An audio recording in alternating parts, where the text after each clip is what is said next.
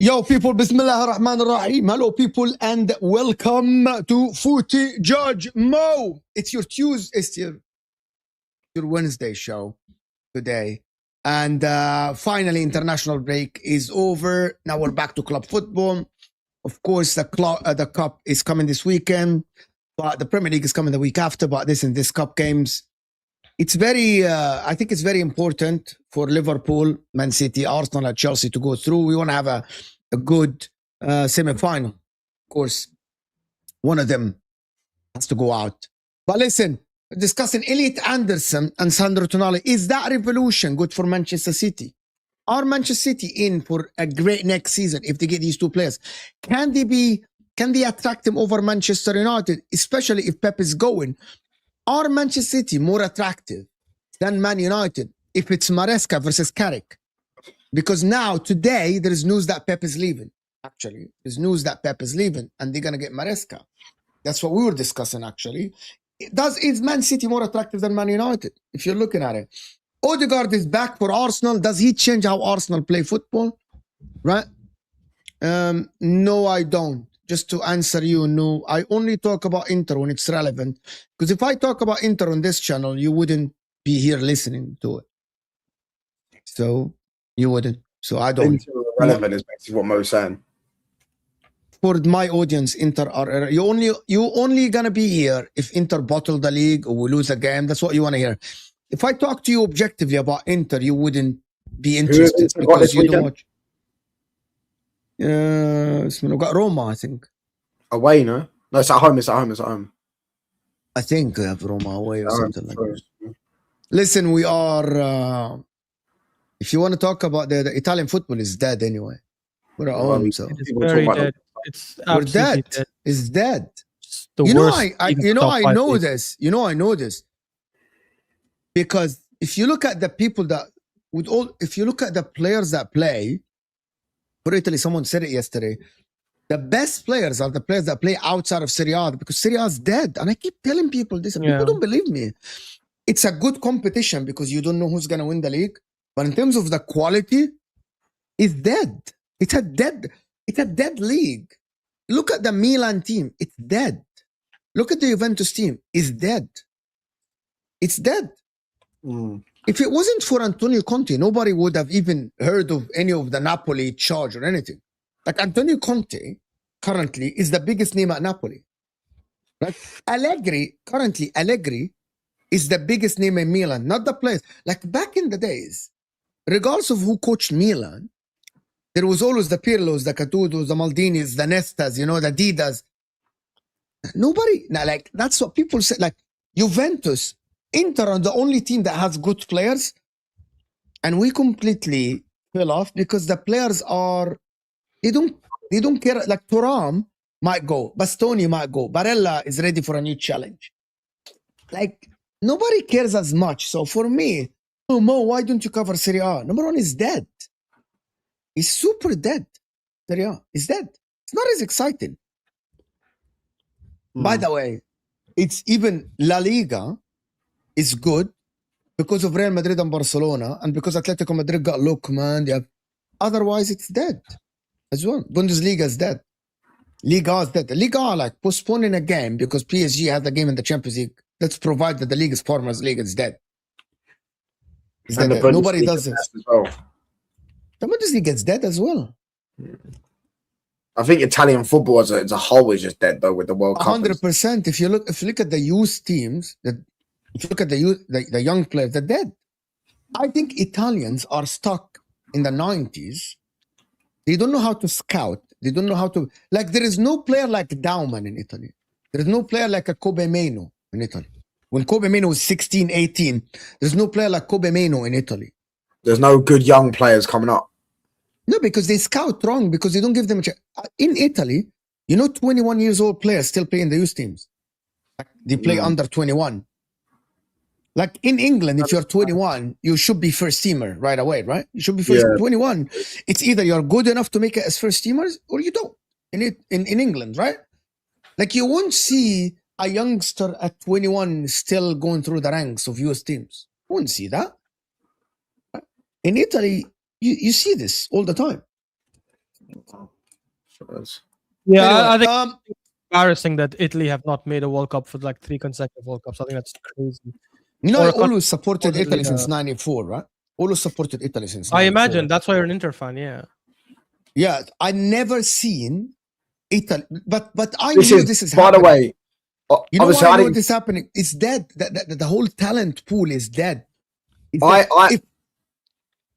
Go ahead, touchline. I didn't grow up when Italy were like the team in it because I know Italy. I grew up in an era where it was Premier League and La Liga, right? But from what I've learned from it is that this is basically like if Real Madrid didn't qualify for the Champions League for like 6 years in the bounce. Like this is basically what it's like. This is something like Italy used to be all time. I mean, if it wasn't for Messi, all time Italian team is the best in the history of the sport. What do you mean if it wasn't for Messi? So if it wasn't for La Liga and Messi playing for La Liga, all time Serie A would be the best. No, even then I think it could still be the best. Well, yeah, you say because of Messi, to be fair. Yeah, because of Messi. No, I think La Liga probably has overtaken it now. But the reality is, even as a footballing nation, like if you just look at international football itself, I think you could argue that after Brazil, it is the second greatest nation of all time in the history of football.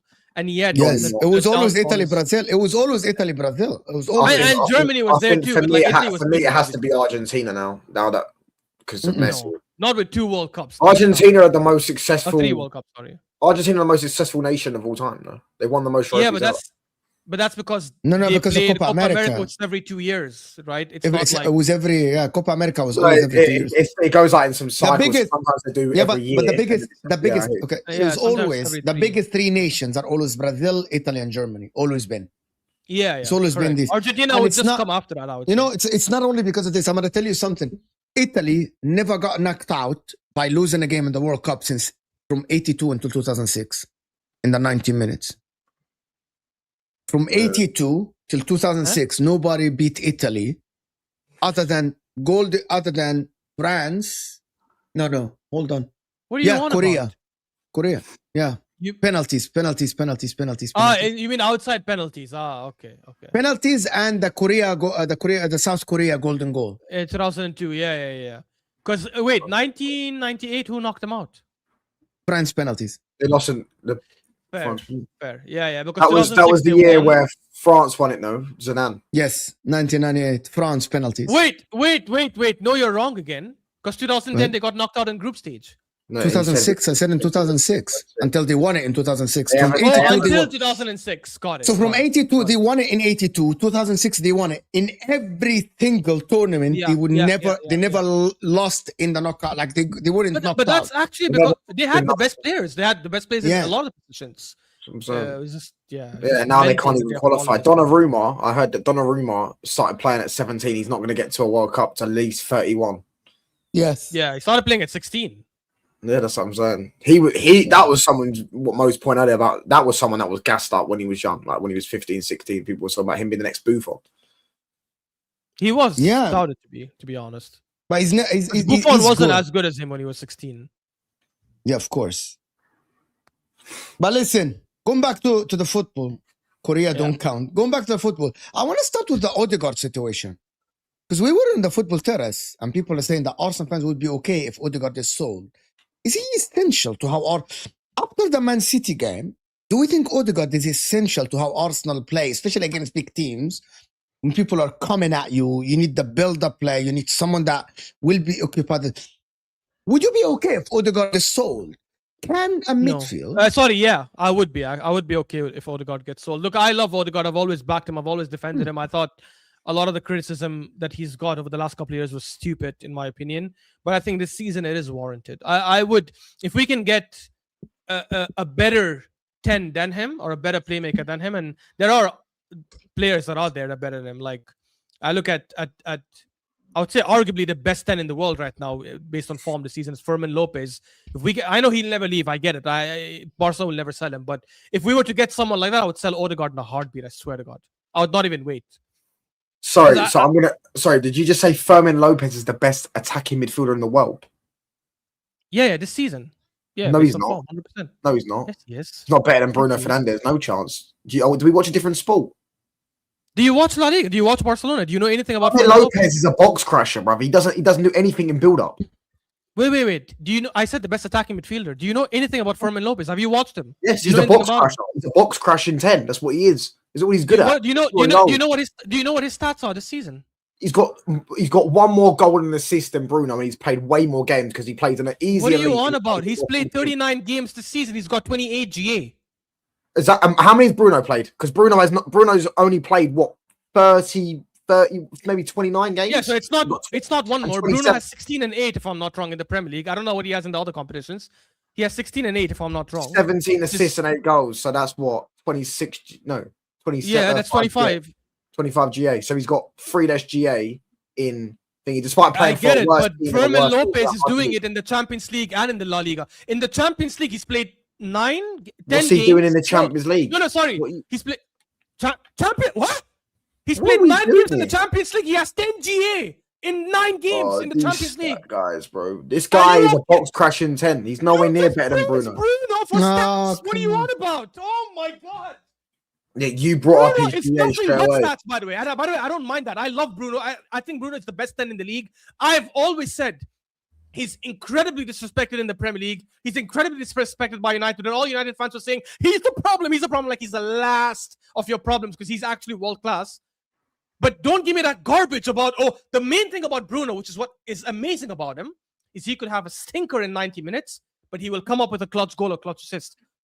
That is literally Fermin Lopez. Bruno- The only difference is Fermin Lopez doesn't have stinkers aesthetically, by the way. Fermin Lopez, even aesthetically, does really well. What? I don't know what I'm watching. You're watching a different sport. You're to not me. watching him, I I watch promise Fermin you. Lopez. Guys in the comments. That guy is just a leggy midfielder. Like he just runs into space and stuff like that. He's good physically. He's got good pace. And that's what he's he a is. he's good dribbler. He dribbles in tight spaces. He shoots with his right and his left outside the box. He can create. Yes, not like Bruno or Pedri, but he can create. He can. So he's not his primary job. He's not the best at. That's what you've just said. He is because he's got a That's lot of assists. What do you that's mean? exactly what Arsenal need. Arsenal need a creative midfielder. No, we need an attacking midfielder who can either contribute by scoring or assisting. Right now, Odegaard is giving us neither. And Eze, who's supposed to give us scoring, wasn't doing that for most season. That's mad. Honestly, people who don't watch Fermin Lopez know nothing about him, and it's I definitely do. garbage.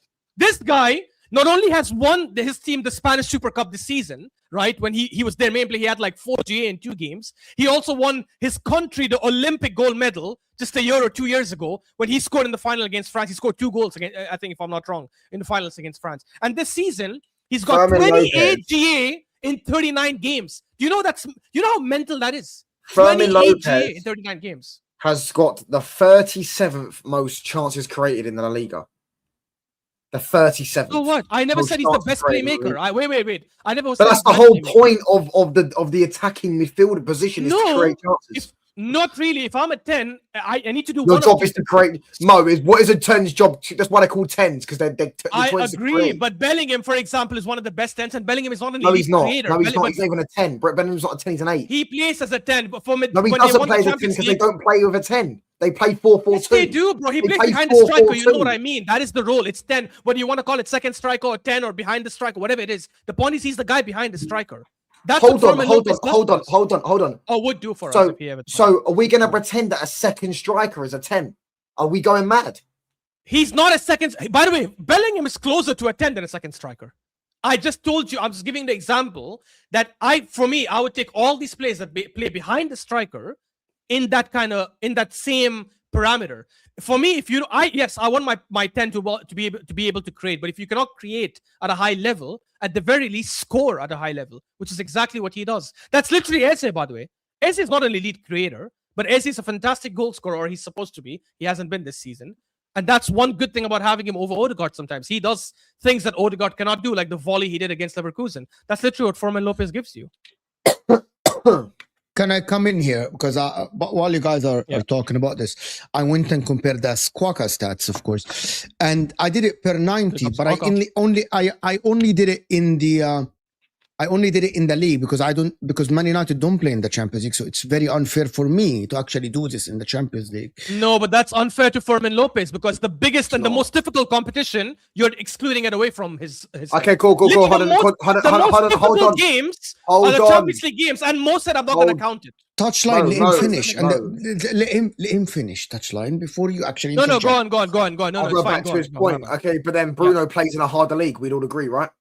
I was gonna say that Bruno plays in a harder league in a team. Hold on, that is not as superior as Barcelona to the rest of the league, are not as attacking. So it is harder for Bruno to actually Bruno plays with deader football around him, the attackers, right? No, they don't. Easy. No.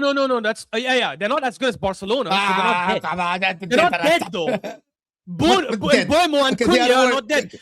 You were arguing with Staffy a month ago about which attack is the... Habibi, you were in a show with Hussam and Staffy, and I saw it, where you guys were arguing that United has the best attacking front four in the league.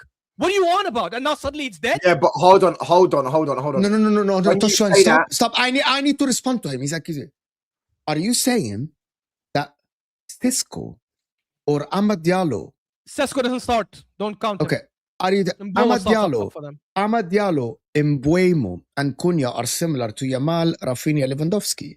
I said they're worse. I never said they're good, but they're not dead. Okay. The number one. I'm just gonna tell you something. It's not even the same. Okay, it's not the same. It's not the same level as them. So I'm just gonna claim this. Can I just say though, Mo? How does that matter? Mo, can I just say though? Okay, I want to go back to the. Okay, we get stuck on a thing. Bruno Fernandes, Fermin Lopez. Every time I'm watching him, he ain't like Bruno in terms of creating chances. And going back to the Odegaard conversation, guys. Going back to the Odegaard conversation, we were talking about a number 10 that will be able to create chances for Arsenal because you have Rice and Zubamendi. So because Barcelona have a Pedri in there. They have a Yamal on the winger. They have a Rafinha on the winger. So yes, Fermin Lopez can get a lot of GA, can get a lot of goals, can get in the 18. But Arsenal need a 10. And can get assists as well. He gets assists. He has 12 assists already. By the way, I don't want to go into Bruno. You're getting an assist for passing the ball 5 yards, bro. Like, what are we doing here? He doesn't pass the ball 5 yards. Again, I watch him weekend. I watch Barcelona as much as Arsenal, and he doesn't get a 5-yard assist. That's all he gets through balls. He gets assists when he dribbles past teams. They play in a team. I see majority of the time I look at Barca. If I'm not watching them, they're putting 5s and 6s past teams. They're up there with PSG and Bayern as the best attacking team on the planet. So all of their attackers' stats look great. Rafinha got a 60 GA last season. Like, Great. So why are people praising Olise and Kane? Then don't praise them again because they also commit 5s and 6s and keep players up top. So what does that mean? You cannot. The reason it works so well is because these guys are that elite in scoring. It's not like Fermin Lopez is scoring tap-ins. He's scoring long-range shots from outside the box. He's scoring goals where he's dribbling past 2 players and finishing. He's creating chances where he dribbles past players and squares it. I don't get where people get. Honestly, people don't watch him and say that stuff. It's just mental for me. Genuinely. I mean, I do. I've definitely watched. Why am I discussing Fermin Lopez? Like, why am I discussing Fermin Lopez? I literally just brought him as an example to say I would happily sell Odegaard if we can get someone like him. I wouldn't sell Odegaard if you tell me get Morgan Rogers. I wouldn't do that, for example.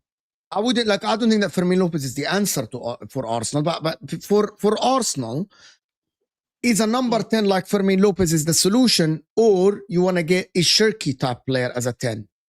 You want to get a player nice. Like a Bruno Fernandes type player as a 10? They need a direct 10 that can create chances like how De Bruyne was. That's what they need because they lack. You know what the problem is? I disagree. You know what the problem with Arsenal is? You know what the problem has been for Arsenal over the last 2 years? Their creative force from the middle of the pitch is one of the lowest in the league because you have Declan Rice. But that's not because of the players. It's because it's partly because of you don't have someone that steps out of the line of Mikel Arteta. And I know that he holds them back. He holds them back. Exactly. I know that he holds them back. But if you got a Shirky, if you got someone to step out of the line and make something happen, like Bruno Fernandes, I think your creation from the midfield, like Odegaard used to do that. Odegaard used to do these intricate passes behind the line. Exactly. When Saka used to make that your own point yourself. You literally contradicted your own self then.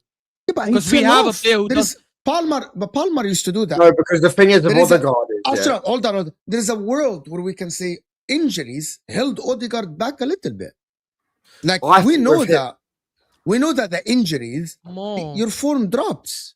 Then why did Martinelli and Trossard and Jesus? Okay, Jesus' injury as well, fine. And Saka, how come all these guys dropped?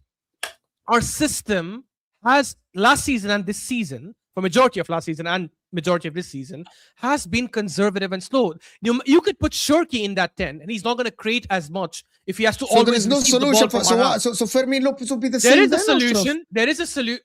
First of all, I don't agree with that because Eze is not a creator. But when Eze was informed the last month, if you want to call it that, he was not creating, but he was scoring and coming up with big moments by scoring. That's exactly what I meant someone like Fermin Lopez could do. If you're asking me what is the solution is the style has to change. That's it. It's not something we've never seen before. But we've never seen Arsenal play attacking football. We have.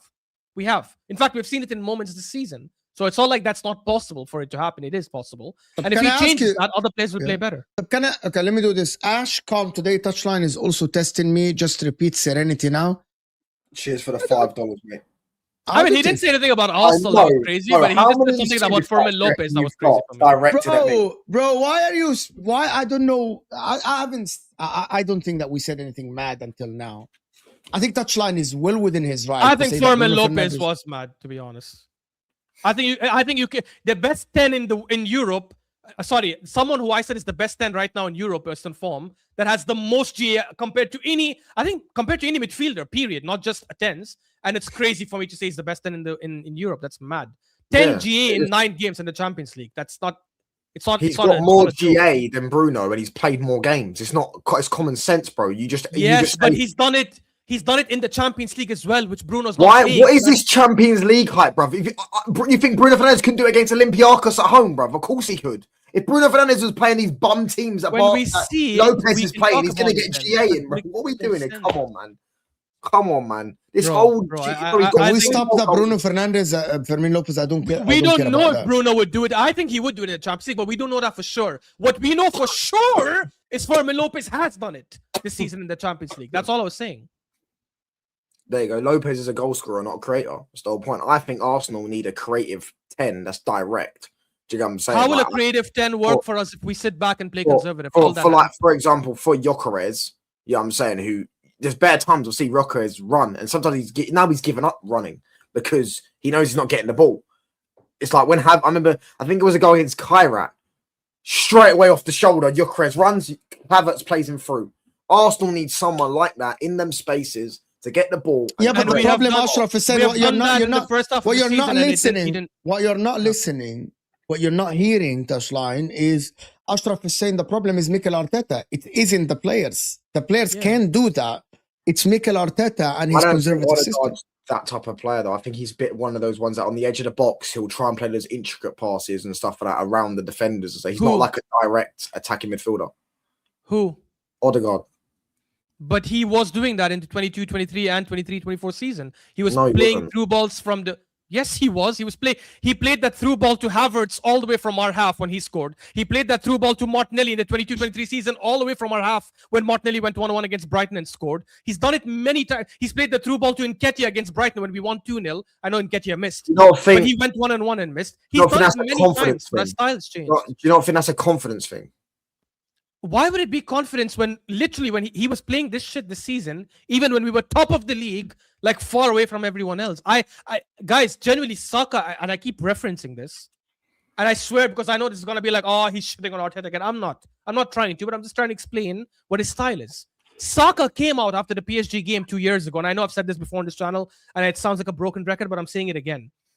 He came out after the PSG game, the one we won 2-0 last season, and because I think he was asked a question about like the defending side of the game, whatever. And he said all the Arsenal attackers are attack-minded players. He's like, we want to attack more, we want to do this, but we have to do the defensive side of the game because the manager keeps insisting on that. The manager keeps telling us about our defensive roles. Now, he didn't say it to shit on Arteta. He was just trying to explain why he always tracks back. But that tells you the mindset of the manager who insists on attackers to defend more than creating chances in attack. I agree that Arteta definitely does hinder Arsenal's attackers, but you can tell the way they play that they don't allow enough. They're not allowed freedom at times and stuff like that. And there is the whole which is track a problem. thing. It was the same with Aubameyang. Like Aubameyang got worse under Arteta because Arteta wanted to play him as a left wing back at times. Do you get what I'm saying? Just tell him to keep coming back. It's like I do hear that, but I just think with Odegaard, I just think he's too much of a confidence player. And when it comes to just being what I feel like Arsenal, everyone is a confidence player. Touchline. Just I hear that, but everyone in the world is a confidence player. There's no Ronaldinho was a confidence player. Everyone is a confidence player. All right, cool. And you know the annoying thing, Touchline, about this as well is that people are saying, but you don't have the attackers. But literally these same attackers, when they were younger and probably not as good as they are now, in the 22-23 season, were roasting teams because they were playing attacking football. We had a period of the season, I think by Feb or whenever. Can I tell you? Can I stop you? Don't say because teams are opening up against us. Don't say that crap. Because I know you're going to say that garbage, right? No. See, I know how most things. I know how most they were because they were younger. They were not. They were 2019, 2021. They were not 25 in their prime. 19. None of them were 19 at that time. Not one of them 21. were 19. You know what I mean? Like Saka was 21, Martinelli was 21, Odegaard was 23. Like they were not even at their prime yet. And that time by Feb, 5 of Arsenal's players had 20 plus big chances created. If I'm not wrong, by that time, 5. The only team that had 4 or more. Oh, yeah, exactly. And now most rebuttal was going to be, but teams opened up against you last season, and not just last season. If you look at the last 7-8 years, City and Liverpool faced a lot of low blocks. The difference between us and them, right? I'm talking about us like now, this season and last season, is that City and Liverpool will force teams to open up. How do they do that? By playing quickly, by moving the ball with intensity, by moving the ball with speed, by counter-attacking quickly so they don't allow teams to get back into shape. Yeah. How many times have you guys watched Arsenal? That's what I'm saying. And we slow the game down and we let teams get back in shape? No, that is definitely a tactical thing. I agree with that. Exactly. But the whole counter-attacking stuff, because but for me as well, I don't think your team's got any good counter-attacking players other than maybe Gyökeres, who's good in transition. I don't think any. Martinelli only scores in Martin, but Martinelli's just brain dead. Like he's just a brain dead attacker though. Like there was that chance against Wolves where he could have killed the game, passed it across the box, I think, to Trossard, and he just completely ballooned it. Do you get what I'm saying? Like Martinelli to me is just brain dead. He's just a brain dead footballer. So it's like with that, I just think Arsenal need a direct attacking midfielder. To be honest with you, that's creative. But then we got Eze, so and it still didn't work. Yeah, but he's not creative at all. He's creative in terms of like Odegaard out of nothing, like in terms of he can score something out of nothing. But in terms of but we Arsenal, again, but We have that with Odegaard for 3 seasons was leading the league for chances created. And I'm talking about a league that had Bruno and KDB, which is mental to even think about. Guys, I don't think it's creativity, genuinely, man. I'm like, you get Shirky in our team, who's probably one of the most creative players and does all that stuff. You get Bruno in our team. The first 2-3 months, they'll do all that because they're fresh in the team. Eventually, the system is going to take over. Arteta. Yeah, Bruno wouldn't be Bruno in Arteta's team. Exactly. And neither would Shirky, neither would Pedri, neither would any of these players because again, I'm not shitting on Arteta. It is a very, very good coach. He's a top quality coach and he has the chance to potentially like win the league and become a legend for Arsenal instantly. And I think he will do it, hopefully. But this is a big flaw in his style. And it wasn't the case in 22-23 when he didn't have the pressure of I'm going for a league title. It only took over, I think, after that slapping by City 4-1 when we lost at Etihad. I don't know what happened to him. He got scarred then and he ended up focusing on the defensive side of the game a lot more this season. I thought you played good football the year after. In the second half, not the first half. Yeah, I hear that, but I remember you slapping teams up 5-0 and 6-0. Yeah, after the Dubai break. Before the Dubai break, we only had one away game that we won by more than 1 goal, which is Bournemouth. Every other win we had was 1-0 and we lost and drew. Yeah, exactly. I didn't know that. Yeah, literally just Bournemouth. Every other win was 1 goal. I think there is 2 types of players that Arsenal can get. I think we need to differentiate between a direct number 10, like a Fermin Lopez, like a Jamal Musiala, and a creative midfielder like a Shirky, like a Wirtz, like a Bruno. Bruno's both. He's not both, okay? He's not both. Just stop this bullshit, right? He's not both because he's not like, in terms of like, he's not Musiala. He wouldn't dribble past 2 players and score a goal. He wouldn't. Yeah, no, I hear that. Like, he isn't that midfielder that will, you know, like, there is the Phil Foden type players, which is like the direct players that get the ball and like to go to goal. And there is the Odegaard type players, which is Odegaard is like, how can I serve you? How can I pass the ball for you to be one-on-one? My point about Arsenal is, if Arsenal get Julian Alvarez, which looks like they might get Julian Alvarez, does he play behind you, Chris, to be the second striker, the direct player behind, like he did for Man City? Or no. Arsenal still need Odegaard to be back to passing the ball and actually create chances for his teammate. And Eze, by the way, is more of a Foden, Musiala type player, direct, wants to score, wants to go to the goal direct. I think still the problem with Arsenal is Mikel Arteta is slowing down the game. But I also think that the players don't take risks. And the problem is with Martinelli taking risks, he's dead. I think he's dead. In tight spaces, he's dead. Saka has slowed down. We need to admit that Saka has slowed down.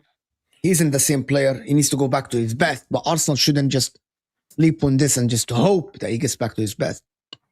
I think Arsenal need a revolution in the front, in my opinion. Because I don't think that Eucharist is good enough. I don't think the left winger is good enough. And I don't think that 10 as it stands is good enough. They need someone else. And they need...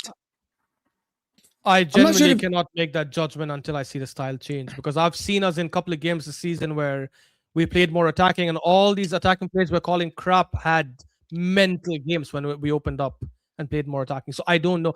The one thing I do know for sure is we need a quality left winger. Yes, because that was an issue for the last couple of years. The player Martinelli, the player we thought Martinelli is going to turn out to be, the player that Klopp called generational and Ronaldinho said he reminds him of R9, just didn't live up to that hype. So that I agree with. We definitely need a top-class left winger. But the other positions... You think the players are good enough? Saka's good enough? So if Saka continues at the same level... up until last season, man. Come on. Okay, so do you think if Saka continues at the same level as now, do you think that is good enough? No, of course not. But I'm saying if we change the style, he wouldn't keep playing that way. That's what I'm arguing against. I'm saying I've seen Saka for the last 4 years. I've seen him in more expansive games. He can roast fullbacks. Yeah, but that's not the case. Saka gets the ball. He tries to dribble and it's not coming off. Martinelli tries to dribble. It's not coming off. Yeah, I understand. But that could just be... That's not, by the way, Ashraf, that's not on Arteta. It's not on Arteta, but if Saka's trying to dribble, it's not on him. Why is it that all the time our wingers get the ball? It's always in situations where there's already 2 on them. How come Salah, when he was getting the ball last season... Because teams respect you. Because Salah always had 2 players. Teams respected Liverpool last season more. And yet when Salah get the ball... It wasn't a one-on-one, Ashraf. It wasn't What a are you on about? one-on-one. There were many times when he was waiting up top for counterattacks. He would get it in a dangerous spot and he would be one-on-one. Saka now, sometimes I see him one-on-one and he doesn't dribble as efficient as before. I Martinelli agree. is one-on-one. Martinelli has been left one-on-one with many defenders. He doesn't dribble as efficiently as Don't before. discuss Martinelli. I already said we need to move on. Trossard doesn't dribble as efficiency as before. Same with Trossard. I already said we need left wingers. So when I say there is a revolution that needs to happen, you disagree. Left wing only. No, it's left wing only. You're making it seem like it's in other positions. That makes no sense. The striker. The striker. I would like a new striker, but I would also want to give Gyökeres a fair enough chance again. Okay. More attacking system. But I'm not. Like, so who's the elite left winger? You're gonna get then? I mean, Rodrigo obviously is injured now. He's injured. He has ACL. He's done. I haven't watched Diomande this season. Everyone talks about him. I don't know if he's that good. If he is, then fair. I don't know. Honestly, I don't know. I don't have an answer for you. I would have loved Semenyo. I said it before. I would have loved Semenyo as a left wing. Leao is not the same. I know that as well. So I'm not sure, man. Our scouts have to do their job. Can I ask a question? If Pep Obviously, I didn't mention Kvaratskhelia, guys, because I think that's all crap rumors. I don't think he's actually going to leave. But of course, if he is on the market, he should be a number one priority. He should be 120 million. Kvaratskhelia is the only one out of them names I could see happening because he's the only one that Arteta would like.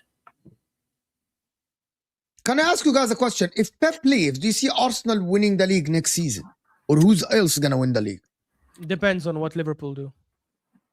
You still think with Arne Slot or Xabi Alonso, they will win the league? That's why I said depends on what Liverpool do. So Arne Slot, I'm not sure. Xabi Alonso, I think if they get the right players in 2-3 other positions. So do we not get a mention? Not yet. I think you need another year and okay, hold on. Why would I? Okay, touchline. Why would I bet on Man United to be winning the league? No, I'm not saying. I'm just saying. He said depends on what Liverpool do, but I'm saying why does it depend on what Man United do? I'm gonna give you a big case scenario. Hold on, Ashraf. I'm gonna give you a big case scenario. Man United get Elliot Anderson and Sandro Tonali. See, and we're gonna come to this. Why would I bet on Man United? What is there for me to bet on? Listen, I'm not saying anything can happen in football. Why would I bet on Man United to win the league? You got a manager that is young in Carrick. Looks like he's going to get the job permanently. Luis Enrique is not happening. You have players that haven't won the league before other than Casemiro. Why? And you have a history of doing the same thing over and over again. Why would I bet on you? If I want you to remove your Man United hat and ask me and tell me, convince me to put £1,000 on Man United to win the league. Why would I bet on Man United? We've already got one of the best attacks in the Premier League. We're gonna add to that when we get a left winger in the league. So when we have a left winger, we're gonna arguably. So who are you getting as a left winger in the league? To give me a name that is realistic. Let's say Diomande. Let's just say I don't watch him. I know he's got some decent stats in the Bundesliga and he's a really good dribbler. That's what I know. He's very good dribbling. Yeah, I know that, right? And he's got a hat-trick against... I can't remember he's got a hat-trick in like some 6-0 win or something like that. He's got to be fair, so was Jamie Gittins, and he came out to... I vouched for Gittins, and he turned out to be crap in the Premier League. But even Gittins might end up rich as a mum. I don't know. We don't know about that, right? And just not to throw you off, just before you continue, 90% of the attackers that have come from the Bundesliga have flopped in the Premier League, by the way. Just you guys can check it out. But anyways, go on, touchline. Do you want me to change it to Barcola then? Because we get Barcola, I think Barcola's quality. I think. Why would Barcola join Man United? I think one of their wingers is going to leave soon. I don't know who it's going to be. I don't know if it's Barcola. Your question is I need to take their phone call. Go ahead. If most question is why would Barcola leave, I'd hear it. To ask why would Barcola join United, guys, genuinely, I know we like to laugh at United and stuff. Barcola's out for a year. Is that true? What? Is that true? Barcola's out for a year. No, I've not heard that. Even that whole why would Barcola join United is hilarious because it's like, bro, Man United are one of the biggest clubs on the planet, mate. Like, in my eyes, we are the biggest club on the planet. So, like, saying why would a player join Man United is hilarious, bro. It's like, What do you mean? That's what I was about to back you up, but do you actually think you're the biggest club in? Yeah, we're the big. I might have been the biggest club in the. You don't have to agree, but In your eyes, okay, cool. If you don't think we're the biggest club in the world, you still think we're one of the biggest clubs in the world. You're top 5. Yeah. No. We are objectively speaking top 2, and in my eyes, we're top. I swear to you, you're not top. You're barely top 3, but I don't even think you're top 3. I think the biggest is Real Madrid, obviously, without a question, and second is Barcelona. You can argue for third, but I think Liverpool are bigger than you, in my opinion, in the Premier League. Don't argue with me, mate. Argue with FIFA. FIFA's biggest club, 2026, Manchester United. What is the metric for that? Don't argue with me, mate. Go argue with FIFA. Yeah, then it's just maybe it's a stupid fan opinion. For me, I've always said this. I don't want to get diverted, but you're not the biggest club, that's for sure. I don't even think you're the biggest club in England, in my opinion. Right, anyways, that's fine. Well, we most certainly are the biggest club in England. That's not even a debate I'm willing to have. But forget that, right? I don't think you are, but anyways. Then you get the midfield, which is the biggest problem everyone told us in the summer. Last summer, United's midfield can't run. It's got no legs. We already have, in a lot of people's eyes, the best player in the league in his position, in Bruno Fernandes in the midfield, in the attacking midfield position. Agreed. So if you just surround him with 2 more quality midfielders, as well as a Kobe Mainoo we've already got, and then maybe we get just like one of those João Gomez or Mateus Fernandes, just someone to just be there for when these guys need rest. Yeah, that is enough for me, a midfield, to go and compete for the league. Yeah, I'm saying with the quality of because he said that. I'm speaking from a case of we get Elliot Anderson and Sandro Tonali. I don't think we'll get both of them, but if we do, and we've already got we're going to get a left back in. I don't know who it's going to be. And I think our fullbacks already, they're just decent standard, like everyone else's fullbacks. I don't think any of the fullbacks in the league, anyone's got crazy fullbacks. I think Arsenal got a good right back. Left back's just decent. The same with a lot of other clubs, you know what I'm saying? And yeah, but our left backs specialize in something. I think your fullbacks don't specialize in either side of the game. They're not the greatest defensively, and they're not great going forward. Like Hincapié is fantastic defensively. Going forward, Timber, I think, is good going forward, but he's fantastic defensively. You need to have something. You can't have a fullback that's... Yeah, Dallow's good Dallow's amazing in build-up. But he's not good defensively. And he's going forward, he's okay, I would say. I wouldn't say he's good going forward. I'm just saying build-up, he's good. Yeah, exactly. That's my point. Like, if you have a fullback, you either have to be so solid, incredible defensively, or fantastic going forward that it makes up for your defensive frailties. You can't be... Luke Shaw is amazing defensively. No, he's not. Come on. Not this Luke Shaw. Definitely is. Definitely is. No, he's not. Stop it. How many times has Luke Shaw been cooked this season? Bro, he's not even played those many games this season. I don't even think... He's played every game this season. What are you talking about? He's played every minute of every game. He wasn't. Wait. Weren't you starting Dorgu at some point before? That was left wing. Luke Shaw's played every minute of every single league game this season. What are you talking about? So when Amorim was your coach, who was playing left back? Luke Shaw was playing centre back. Bro, Luke Shaw played every single minute of every single league game. I think if he plays as a left back in a back four against top quality right wingers, I think he gets cooked. Yeah, because he didn't lock up Lamine Yamal, did he, when he played against him? Bro, that was 2 years ago. You bring it up. If he goes up against Lamine Yamal today, he gets destroyed by Lamine Yamal. No, he doesn't. He cooks him. He cooks him. This is what. Oh my God. Hold on. Actually, going to defend United. You know why you're cooking yourself earlier. You know why you're cooking yourself. You know why you're cooking yourself? Because he's not changing league, bruv. He's still playing in the same league, so he's going to play against the same right wingers in the Premier League next season. Yeah, I understand, but I'm saying, for you to win a title, I don't think he's the left back that gets you there, in my opinion. I don't think he's the left back. Your left back who's going to win you the league this season. He's better than by the way, he's not better than either one of my left backs. I'll tell you that. Yeah, you're delusional, bro. I'm not arguing. No, I'm not delusional. Calafiori is a better left back. This is not Luke Shaw from 8 years ago. What are you on about, guys? Luke Shaw is clear of him.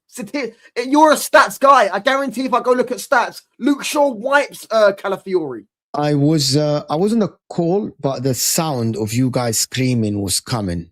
So bro, he's saying that Luke Shaw. He said, Mo, Luke Shaw's not better than Calafiori played this season. Yet Luke Shaw's played every minute of every single game. No, I said it's a left back. I meant as a left back. But if you're saying he played left back recently, because I remember under Amorim, we didn't play as a left back. We played wing back and centre backs. Yeah, exactly. So he was playing as a centre back then. Right, but I'm talking defensively. He's obviously good enough to play centre back because he's good defensively. No, I think as a fullback, you face a lot more one-on-one situations where you can get skinned. Yeah, and he versus centre deals back. with them. He's very good one-on-one. That's one thing he's very good at. Luke Shaw What is is the argument? What is the argument here? What is the argument? We're talking about Luke Shaw. fullbacks, and he's saying that our fullbacks don't excel at anything. So I said Luke Shaw's a very good defender. I don't think you do. I actually think that Luke Shaw is an excellent fullback. The problem with Luke Shaw for me is the continuity of game. I think that Luke Shaw is a very, very good fullback in a back four. The problem is he's injured all the time. So I'm not going to sit here and assume that Luke Shaw is going to be fit for Man United next season to play a whole game while there is Champions League, there's league games, there is cup, right? So you need a left back. It depends on who the left back you're going to get, right? And is it Patrick Dorgo? I don't know. You know what I mean? But Luke Shaw is a very good left back. Is he better than Calafiori? Probably Yes, not. no. What? Probably not. What? Probably. Are we going mad? Calafiori's a scrub. What am I hearing? Calafiori is a scrub. Calafiori To be honest with you, can't now start you're not- ahead you're of not- you don't- Nketiah, you don't- bro. You don't make sense now. Sometimes you don't make sense, or you don't watch the game as we do. Calafiori is Can a I- scrub. I must I ask- can I- watch a different sport to half these people, bro. I You swear down. are. To be honest, must you do. are watching a different sport. Well, I unless must do, you're 'cause rage baiting. I don't Can I see ask it, you? Calafiori. Can I ask you something? If I tell you tomorrow to replace Luke Shaw with his current situation, so forget about who's better and who's not better. Luke Shaw with his current situation at Manchester United, the left back that gets injured all the time, and get Calafiori, who would you get? Well, firstly, we're going to act like Calafiori's always fit. I mean, since he's got to Arsenal, he's probably had about, what, 4 or 5 injuries? So he's also had injuries, Calafiori. That part And is true. secondly, Yeah, that part. secondly, That's Luke true, Shaw's yeah. better than him. Luke Shaw's the better player. Luke Shaw's played more than this. Can you share my screen more? Because he said, "Oh, I'm a stats guy, so you could go check the stats." Please share my screen more. This is Calafiori and Luke Shaw this season, obviously Premier League only, and Calafiori roasts him in most departments.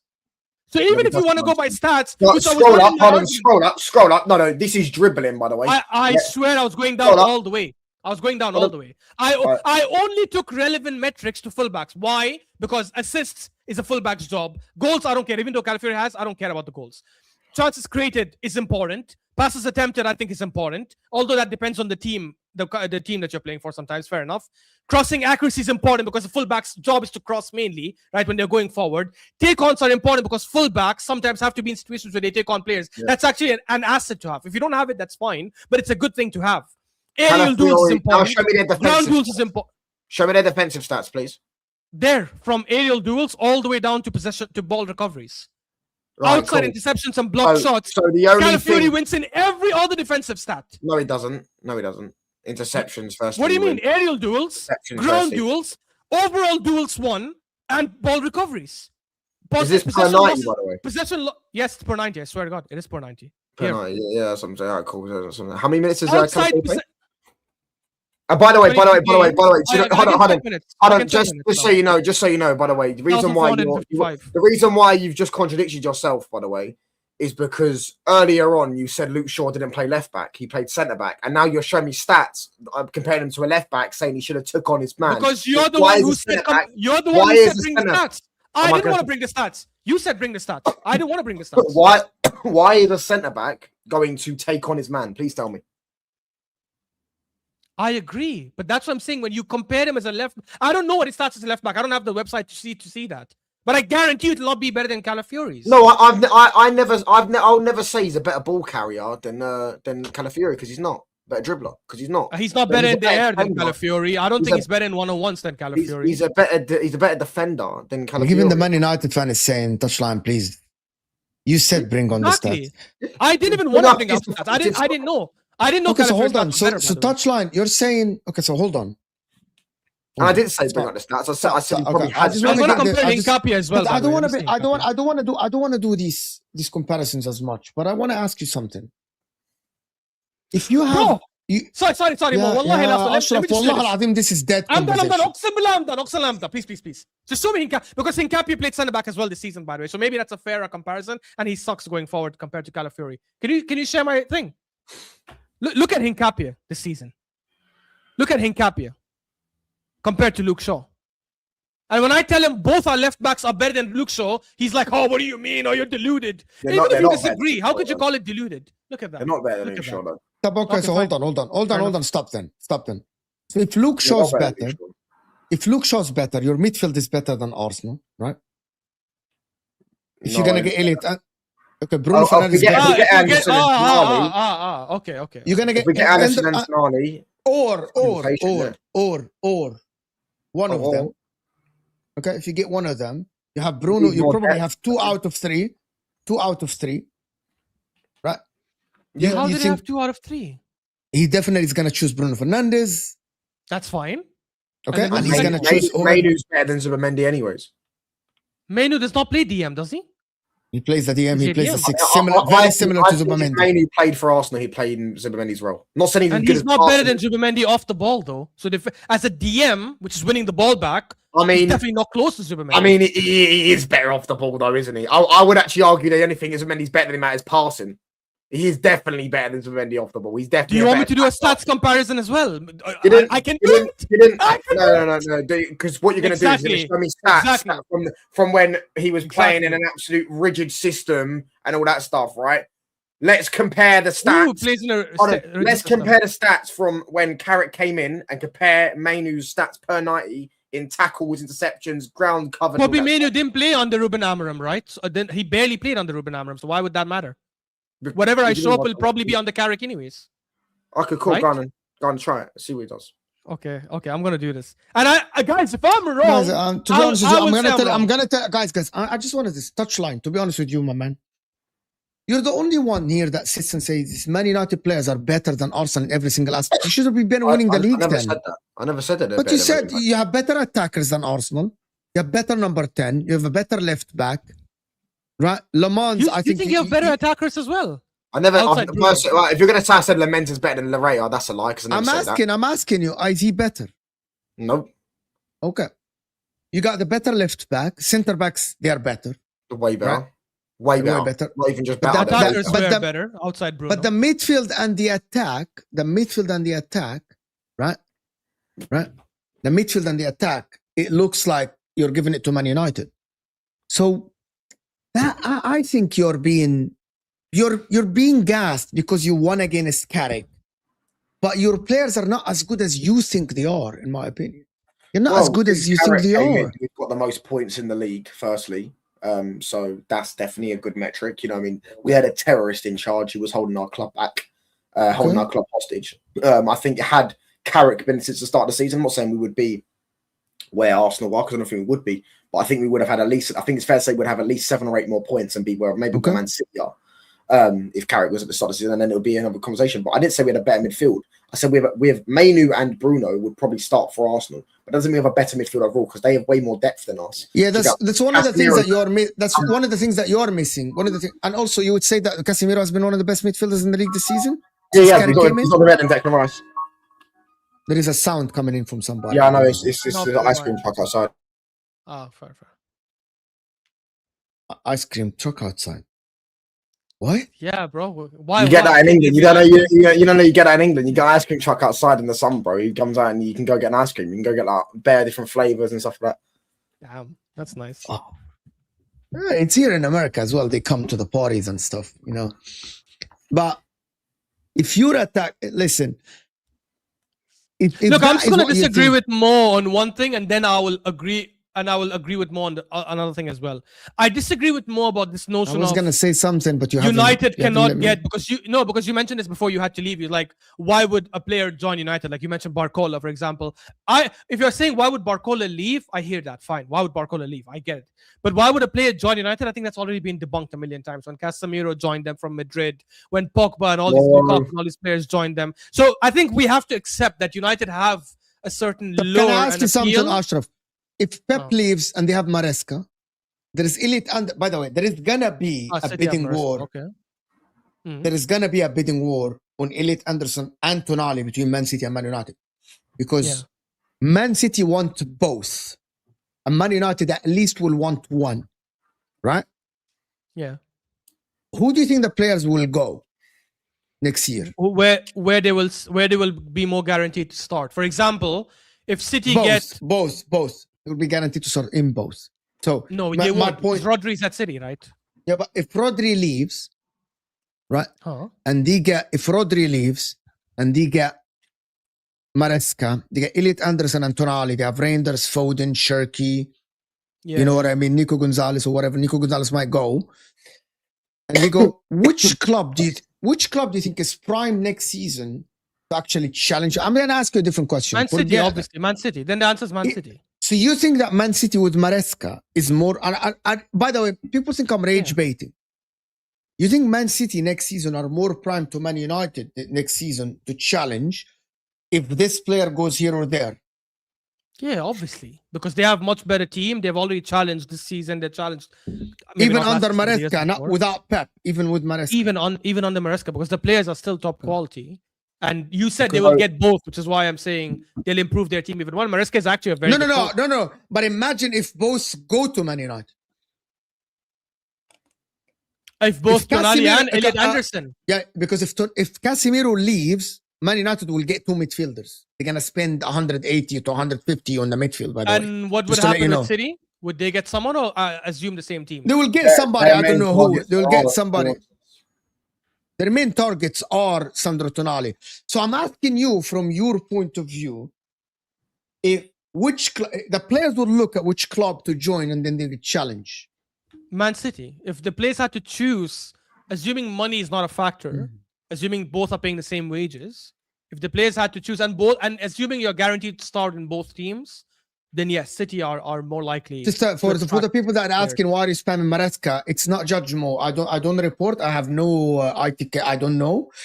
I only report what I see online. What I see online, if Pep leaves, Maresca is leading the way to join Man City. What's wrong with And Maresca? He's a good coach. And by the way, like, if you don't like it, you can actually send emails and mails to the journalists and the newspaper that are writing that Maresca is leading the way, not judgment. Are people It's not actually judgment. trying to shit on Maresca as if he's not a good coach? I don't get the logic. He's a very good manager. He would They do really do. well with them. Maresca is going to end up at City. They think that some of them might think they're getting Enrique. That's fine, but I think they're getting Maresca, and I think Pep leaves this summer. We By don't the way, know. Enrique would be an And, idiot. if he and, was and, and I really think they good. get them charges that come in, but I don't think they're going to get punished for a few more years.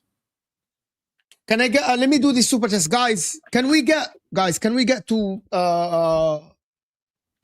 300 likes, guys? Hit that like button, guys. If you guys are here, come on now, help us in this international break. The like button pushes the video to new viewers. Hit that like button, people. Come on, don't be cheap. Hit that like button. Come on. Marco here is saying, Ash, I'm still waiting for you to rank our front four against the teams that won in the last 15 years, UEFA Champions League, EPL and La Liga. No life story, just rank them. It's a I saw you very did this long last time. list. That's what I'm saying, Yeah. bro. I saw you did this last time, and I was like, bro, do you know how many teams won the league in those 3 leagues the last 15 years? Bro? Yeah, Different front exactly. fours.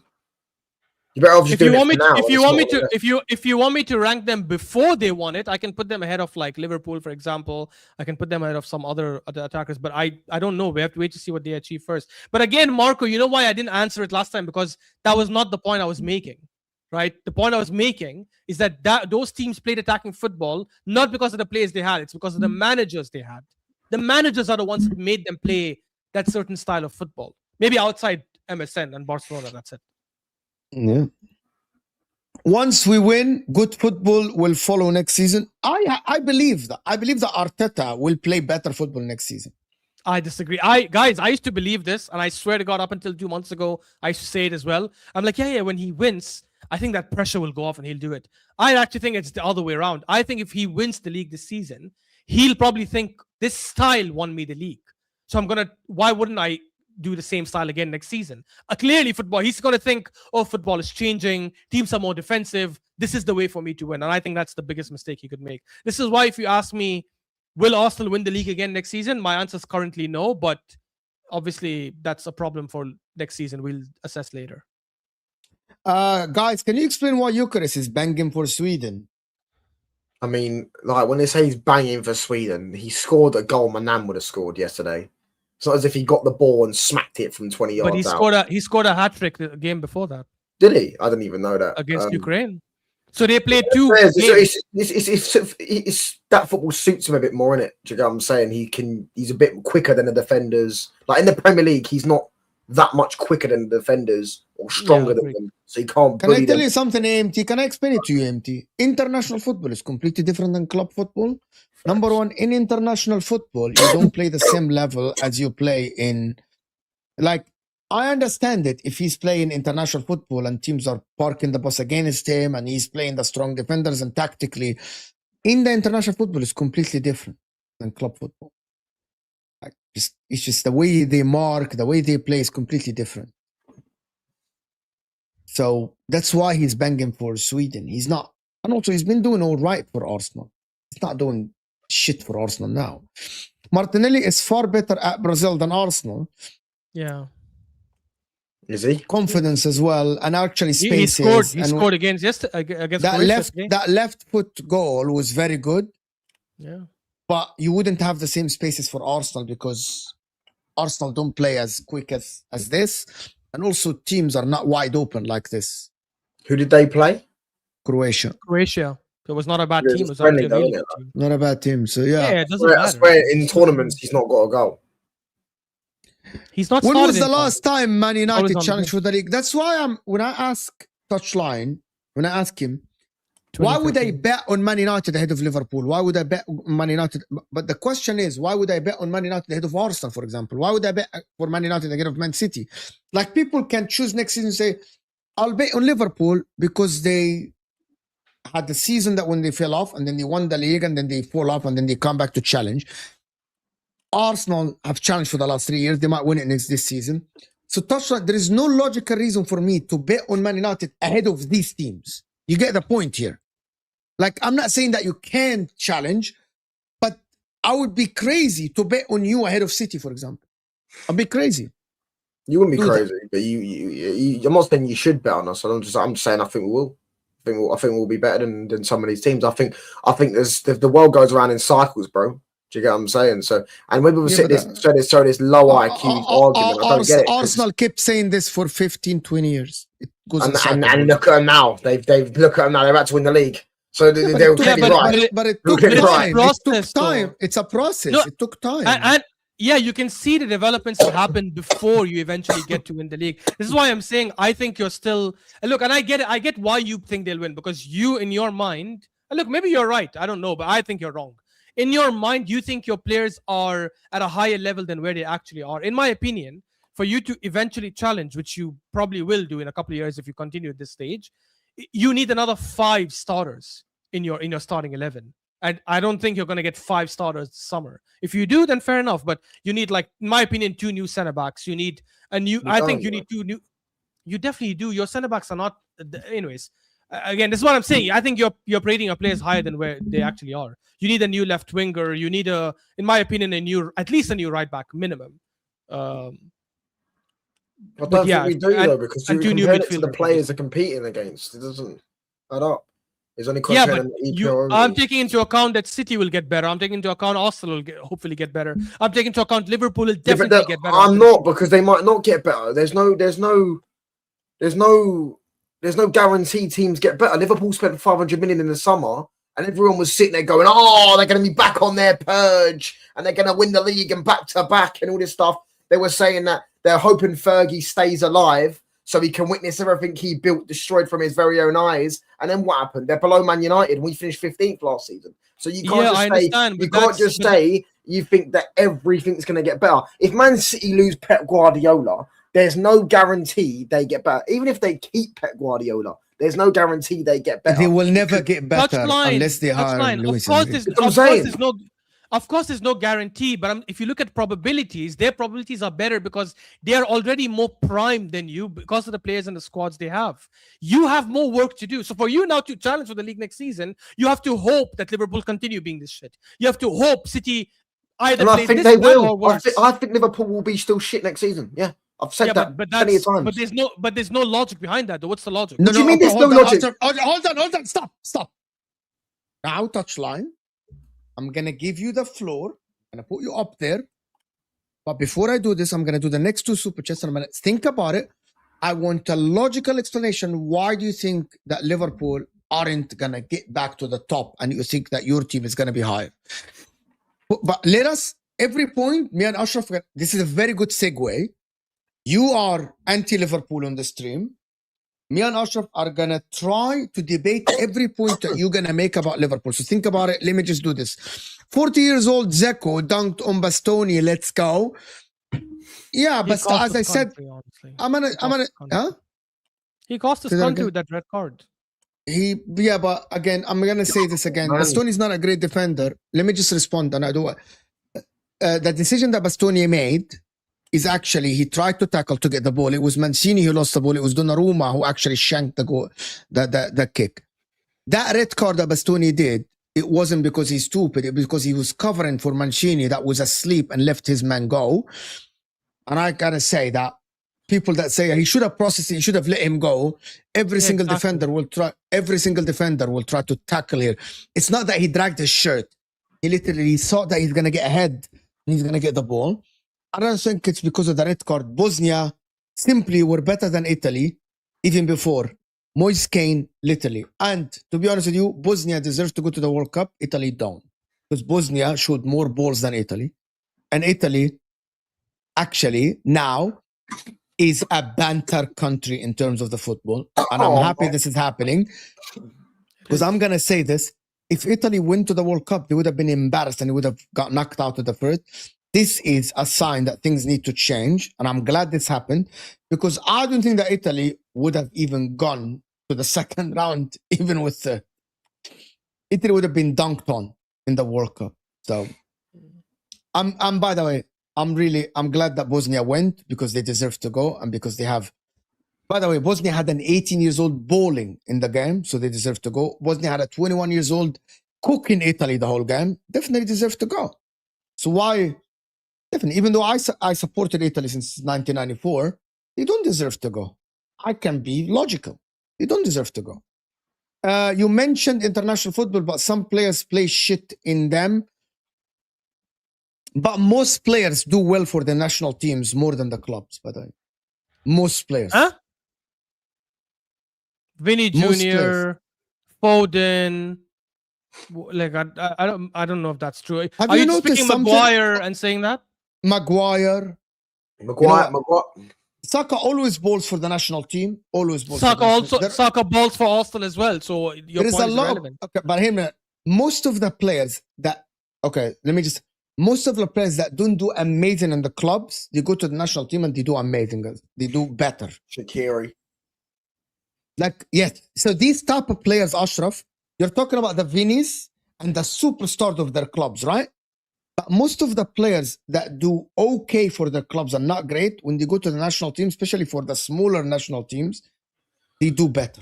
Like Vinny is a superstar at Real Madrid, right?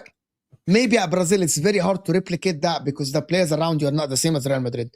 But as he said, Shaqiri, Xhaka plays very well. Fabian Schär always played well for Switzerland. Well for club as well.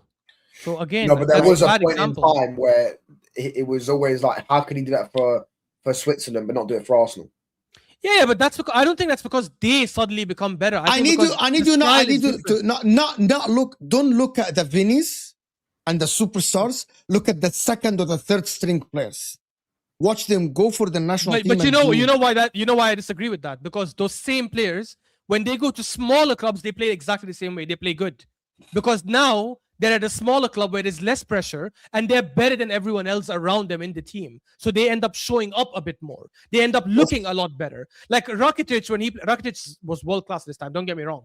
But when he went to Sevilla after Barcelona towards the end of his career, he was looking like he was one of the best midfielders in the world again. Not because he suddenly played better, because now he was playing along with players that were not at the quality that he was when he was at his declining time at Barcelona. Yeah. That's what happens to a lot of players, bro. A lot of players go. Jesus Navas went to Sevilla, I think, after City, if I'm not wrong. And he was starting for them so many games to the right back and looking good. Not because he was suddenly putting in a new shift. It's just because in front of these guys, along with these guys, he looks better. Bro, you guys have played football. You would know this. If we play football at a level that's our level or higher, and then you go play in a level that's lower than ours, you will automatically look better because you're playing along with people that are not in your level anyway. So you're going to look a lot better on the pitch.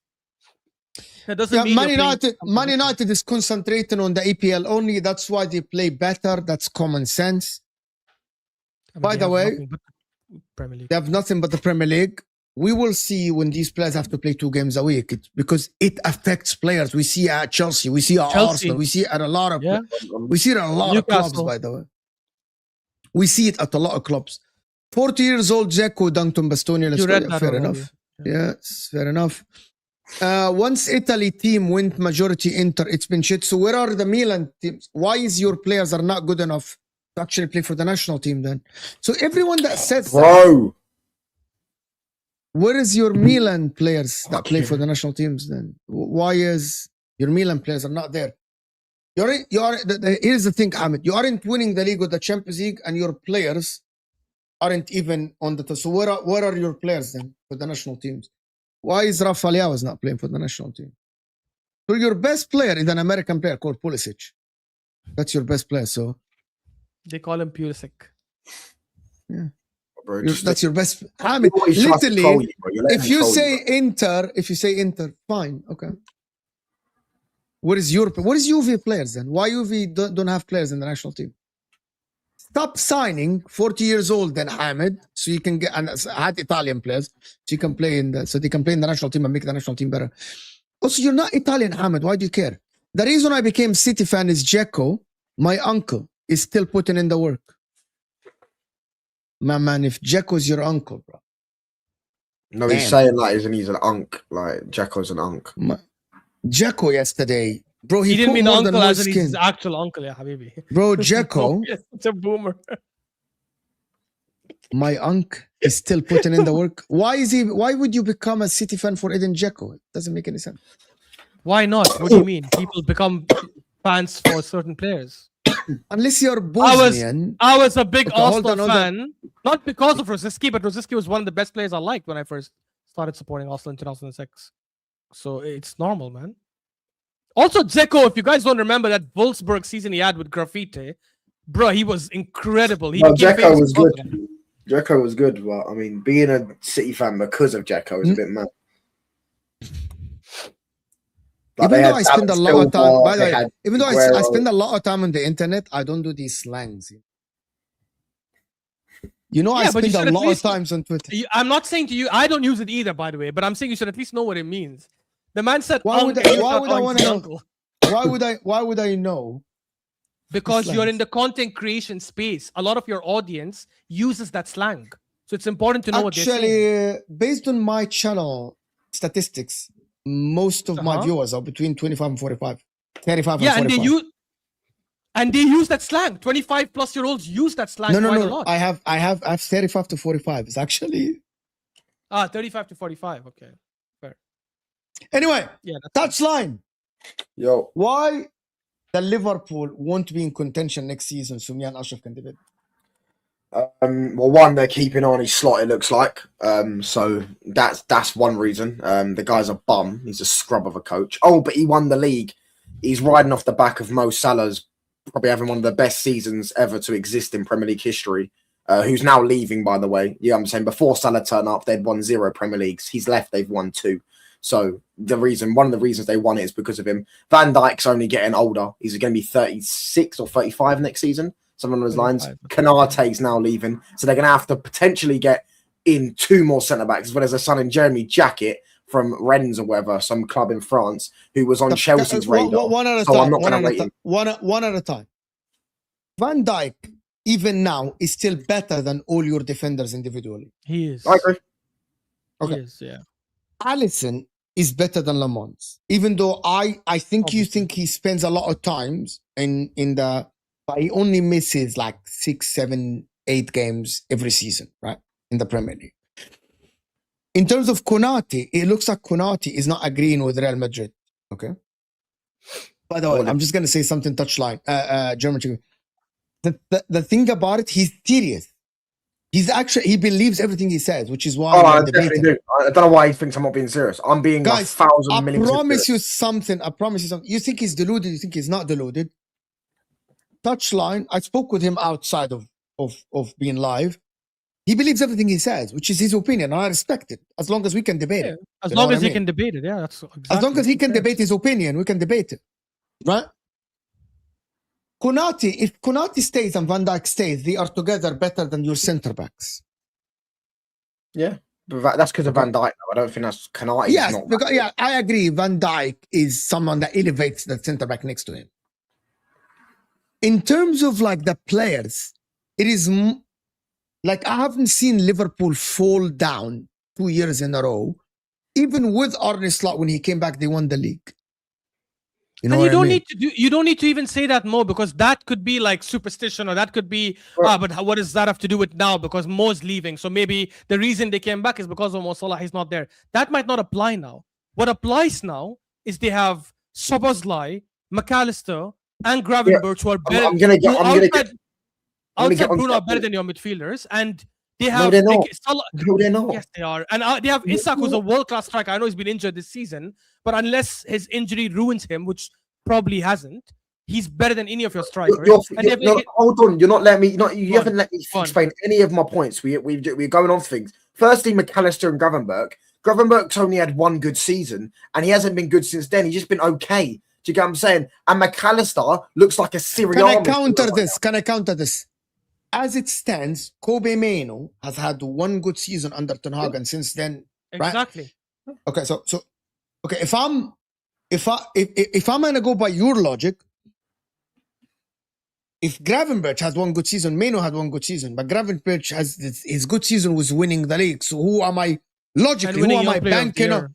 Who am I banking on to go back to their best? I'm using your logic. I like Kobe Mainoo. I love Kobe Mainoo. I can explain that. Firstly, Kobe Mainoo didn't just have one good. Kobe Mainoo actually did have a good season and won the FA Cup, which he got man of the match in and scored the final win. Okay, stop. To counter this point, one point at a time. To counter this point, Gravenberch's good season is winning the Premier League, which exceeds the FA Cup. I've already established that season, Mo Salah deserves a statue because he dragged them to the league. Do you claim that Gravenberch's season wasn't great last season? I thought he was really good last season. I'm not saying he wasn't. He was freakish, especially until like February, which is by then everyone knew they won the league. He was freakish in that midfield. He was ridiculous. He was very good. I'm not going to sit here and pretend he isn't. I think Gravenberch's a good player, but I think there's no guarantee that that's not a one-off season. I say this, you can say the same about Mainoo, but the thing is, your thing was that we're going to sign Anderson or Tonali and stuff like that. So we're going to sign, and they're going to sign Adam Morton as well, with no guarantee. You're gonna have the same, and it's not guaranteed for you that you sign Anderson or Tonali. I think it's more guaranteed. You're gonna have the same energy. If I'm gonna give you a midfielder, I need to give them, because their main target is Adam Morton. That it looks like Liverpool are the number one target is Adam Morton in the midfield, and no one is in for him other than them. Everyone is fighting Tonali, Anderson. Liverpool are on their own looking for Adam Morton. Right, cool. But I'm saying I think it's guaranteed we get one of them. If they get Adam Morton, they've got other players as well. Can I tell you one more thing? One point at a time. I don't want you to go on a different point. I'm debating that point. I think it's more guaranteed for Liverpool to get Adam Morton than you to get Elliot Anderson or Tonali. I think that's crazy. I'm going to tell you why. I'm going to explain why. Why. Because Liverpool are the only team that is in for Adam Morton from the top teams. But City, Arsenal, and Man United, Arsenal are in for Tonali. We know that. It's actually, I think someone actually said that you are scouting Tonali. You might sign Tonali. Yes, but last season Liverpool were the only team for Guehi in the summer, and they didn't get him. They can't botch it. Yeah, but it's not. Other teams come in the last second. By the way, Mo, many teams that snipe players come towards the end. So I think that's a very flawed argument. Actually, if you go by United's history, they're more likely to sign one of Tonali or Anderson. We are in for Morton as well. Fair enough. I will concede for this. Fair enough. But no, I say that Adam Morton is leaving Crystal Palace. There's only one club in for him, which is Liverpool. No. We are in for Morton as well. He's just set third on list to Tonali and Anderson. So we're in for him as well. And secondly, Liverpool have to, if they get Adam Morton, they've already spent 60 million on Jeremy Jackett already this summer. They've then got to go and, I think, get a right back in at least, because You don't rate my fullbacks. I don't rate Frimpong and Bradley's out for. Me neither. I agree. Me neither. I think their with you. fullbacks are horrible. Bradley's out until I would 2027. rather have Mazraoui and Dallo over Conor Bradley and Frimpong as fullback. Yeah, I agree. But even if Bradley's out till 2027, bro, right? So they've already spent 60 million this summer. For me, they have to get a right back in unless they're going to play Szoboszlai, who, by the way, I was going to get onto. No, they will get a right back. Or they're going to go three at the back if they sign Xabi Alonso. Yeah, but what I'm trying to say, what's going to get onto with Szoboszlai, he's had his best ever season. There's no guarantee he's reaching these levels again next season because he's never done it before in his career. This is a freakish season from Szoboszlai, who I remember, and I'm not going to we can't lie here. I remember last season, they were saying they should replace him. That's why they got Wirtz. And they did. That's what I'm saying. And he's just gone up. And they did replace him. In the 10, they did replace him. That's what I'm saying. That's what he's saying. He's saying they got I'm gonna carry on, by the way. If they get a midfielder, guys, Liverpool get a midfielder. They have Gravenberch. The DM, they're gonna get McAllister, Szoboszlai, Wirtz, and Curtis Jones. That's 6 midfielders. That is not bad at all. Yeah, but hold on. You're forgetting the point though, bro. Yeah. They get Adam Walton. That's now 60, 70 million. They've already spent 60, 70 million on Jamie Jacker. They've got to get a right back in. They've then got to get a right winger and they've got to get a left winger, all to the top quality, by the way. Yeah. This is another £300 million summer we're asking for. How do we know FSG are going to do that? They've only ever done it once in their history, which was last summer. How do we know they're going to spend another 300 million? Do you get what I'm saying? Do they even have another 300 million to spend in the summer? We don't know. But then, Touchline, you can also go that most of your signings that you have done over the last 5, 6, 7 years, a lot of them have flopped. So you have a history of getting players that don't end up working out for you. But you're doing it over the last 5 or 6, 7 years. Do it over the last 2 years because it's got a different regime. Okay, who did you get? Who did you get since Jim Radcliffe took over? Yeah, since Ineos. Lenny Euro, Xerxes, Ugarte. Who's not been great so far. Xerxes not great. Lenny Euro's been good. Xerxes and Ugarte, I wouldn't say that, but I think we sell Xerxes and get our money back anyways. I can't remember who else we signed that summer. Mazraoui, decent, 12 million, bargain. And there was another player we signed that summer. I can't remember who else we signed that summer. Mateus Cunha, brilliant. Mbuemu, brilliant. Sesko, brilliant, and Lemens, bargain, brilliant. Brilliant. Really and truly, we're looking at least 7 out of 9 signings that have been decent so far. When did they take over? When was the first season? Their first summer was 2024. No, 2024. Yeah, 2024. That was their first summer. The 24-25 season, basically. Yeah, that summer. Okay. Sesko's been brilliant, bro. He's got. Look at them all going. Oh, bro, Sesko, brilliant. Yeah, Sesko's been amazing. Hey, you were gonna say more goals than Gyökeres, weren't you? No, I thought you were going to say more goals than Gyökeres. Okay. I'm going to say more goals than Wirtz, but I don't know the need to say that because Wirtz has got like 3 goals. Wirtz is not a striker anyways. So wait. I was talking about Cunha because he said Cunha brilliant. Lenny Euro, I don't think has been that great, especially for 62 million euros. Ugarte has been a big flop. De Ligt, we'll wait and see how it goes. Oh yeah, De Ligt, that's another one, yeah. He was doing well this season, but last season he was horrendous. Xerxes flop. Dorgu, we'll wait and see. Maybe he was having a purple patch. Maybe that is who he's going to be. Let's see. Mazraoui, I'll give you that. Good backup. And Heaven, we'll wait and see what happens. So I don't know if I'll say... Heaven's a great shout as well. Yeah, I forgot about that. And Dorgu as well. Forgot about that. He's not a great shout. Heaven is a youngster that might not work out. If Man United sell Heaven right now, we make at least 15 times the profit we bought him for. At least 15 times the profit. That guy's been good for us. I don't know. Been very good for us. In fact, his debut was against Juno, and he played really well that game. So I know they've got good recruitment. And the thing is about Ashraf, what I would go on to is the players we're linked with, bro, are actual very good players. Do you get what I'm saying? The players we're linked with. But you were also linked with Gakpo at the time. You were linked with other players. Not under Ineos, weren't. Under Ineos, you mean? Okay. Yes, I'm saying under this regime, and I'm talking. You were linked with Gyökeres, but obviously, that didn't work out. I'm actually glad we didn't get him because I think Sesko's better striker than him, anyways. But I think Gyökeres would have been better for our system than Sesko possibly. But either way, like they've got to replace their best ever player, which we're going to go on to their best ever Premier League player. Do you get what I'm saying? And then their centre back Van Dijk's got 1 more year, bro. Really, because he's probably going to leave. And he's going to be 36. No, bro, let's not pretend we haven't seen players. Like Salah this season alone. Yeah, we haven't seen players that get to a certain age and their body just collapses. We saw guys, this replacing their best ever player actually is not an argument you guys should be using. History shows when a player of that caliber leaves a club like that, sometimes the club actually does better because there's a shift in the way they play. Arsenal, when we lost Henry, right, and he went to Barcelona, that first season itself, we were challenging for the league. We were 5 points clear of United by Feb, and if it wasn't for Eduardo breaking his leg, we would have probably won the league that season. We lost 3 games that whole of that season, by the way. We knocked out the defending champions AC Milan by beating them at the San Siro. We were better. Cristiano Ronaldo, when he left United, I know that first season they didn't win the league. They lost the league by 1 point, I think, from Chelsea. And then the season after, they won the league and reached the Champions League final. Hazard, when he left Chelsea, a year after that, they won the Champions League. When these big talisman players leave clubs, sometimes it doesn't always go tits up. Sometimes it actually works for the better. Lampard, when he left Chelsea in 2014, 2015, he played for City. I remember when he scored against them. Right. That same season, Chelsea won the league. So I don't think it always works that way where the best player leaves and the team falls off. Sometimes the switch. And by the way, if you compare Salah this season, if they get a competent right winger, he probably will upgrade. Yeah, if they get Semenyo, will be better than Salah. I'm not even trying to disrespect Salah. We aren't talking Ulisse level or Barcola level. I'm talking forget that. If they got Mbeumo, would have been better than Salah. But they can't. They ain't getting Semenyo or Mbeumo. That's my point. They ain't getting one. He means a player like that. He means a player like that, bro. Not exactly Semenyo. Touchline. He means someone like that. Hang on the name. Someone like that.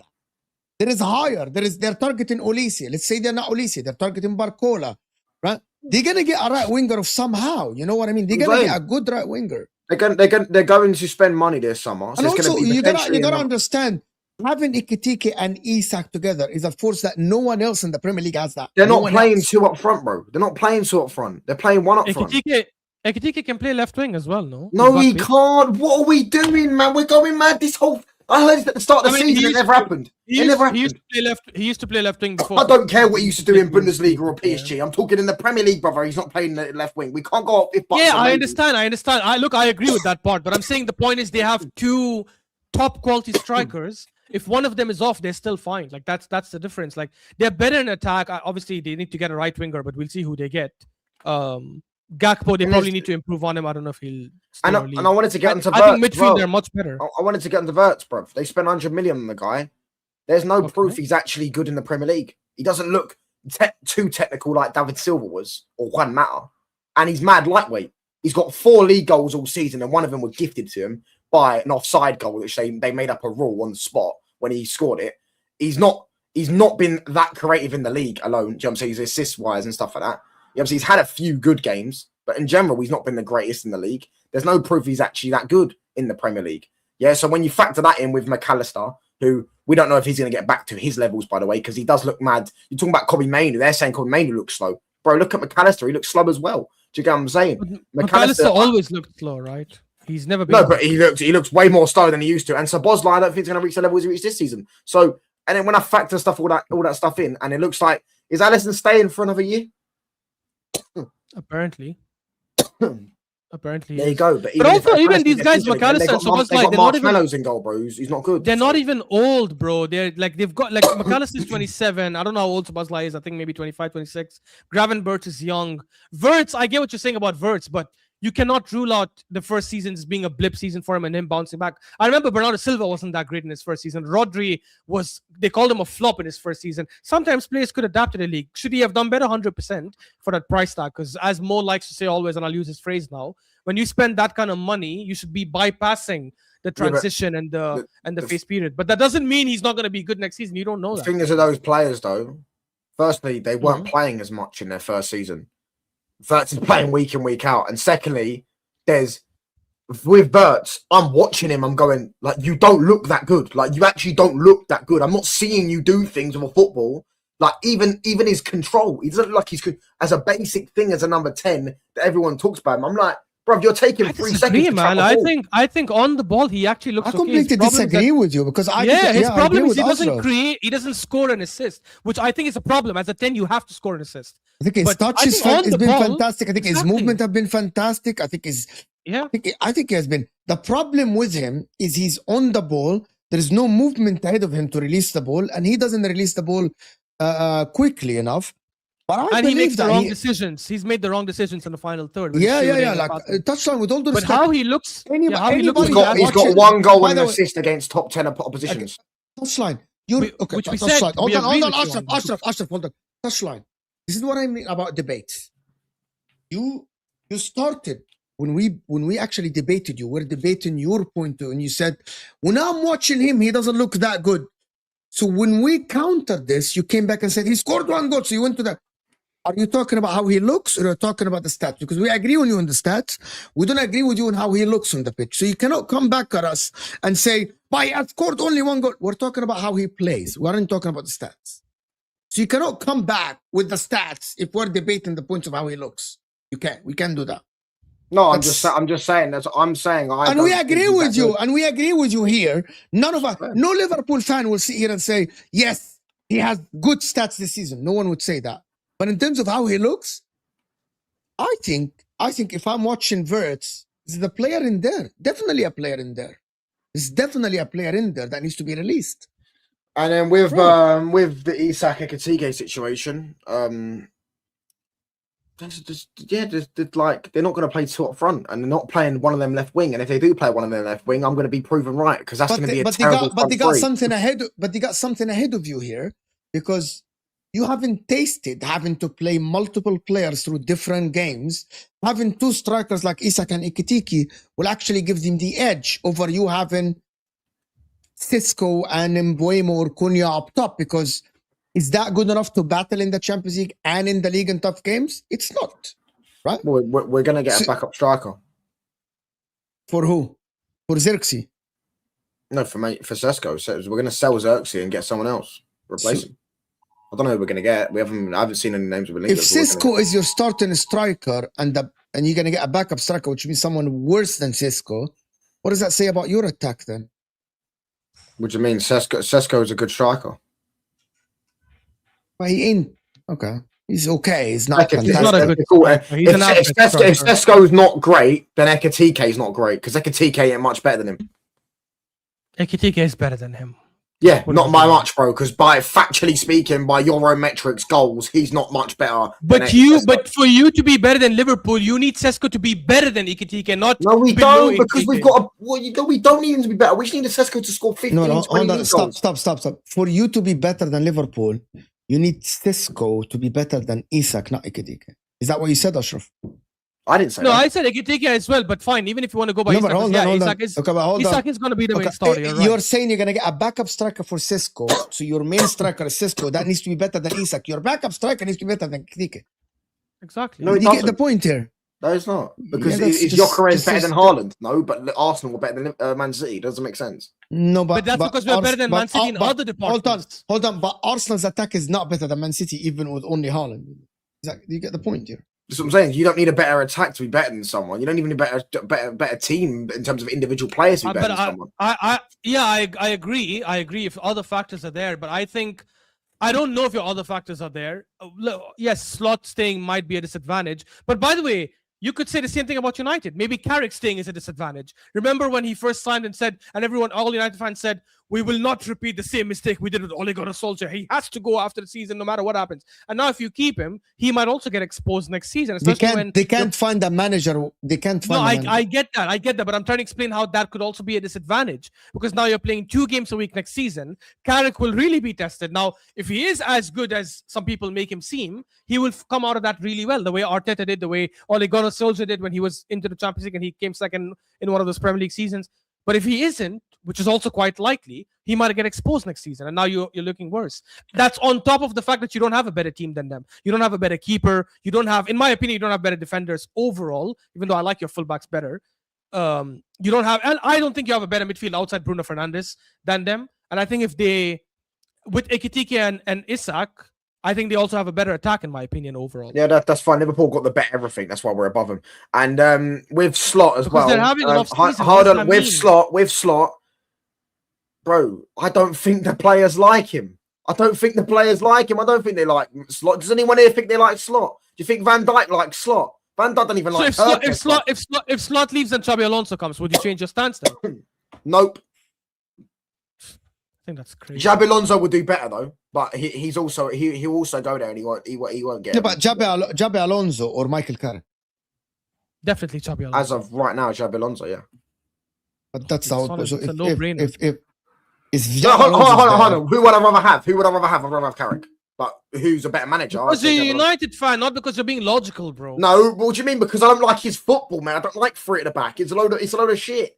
But Xabi Alonso didn't play 3 at the back with Madrid. He was still playing back 4. He's played a back 3 3 at Madrid. He's played a back 3 at Madrid. He go watch how many games he's played a back 3 versus a back 4. Majority of the season. Yeah, because he couldn't do it at Madrid because he can't tell Mbappe or Vinicius things about wing backs. I and stuff. get that, but he only played a back 3, I think, with Leverkusen because he didn't have a choice. Because that team, before he joined them, they were battling relegation. That's normal. That's normal to do.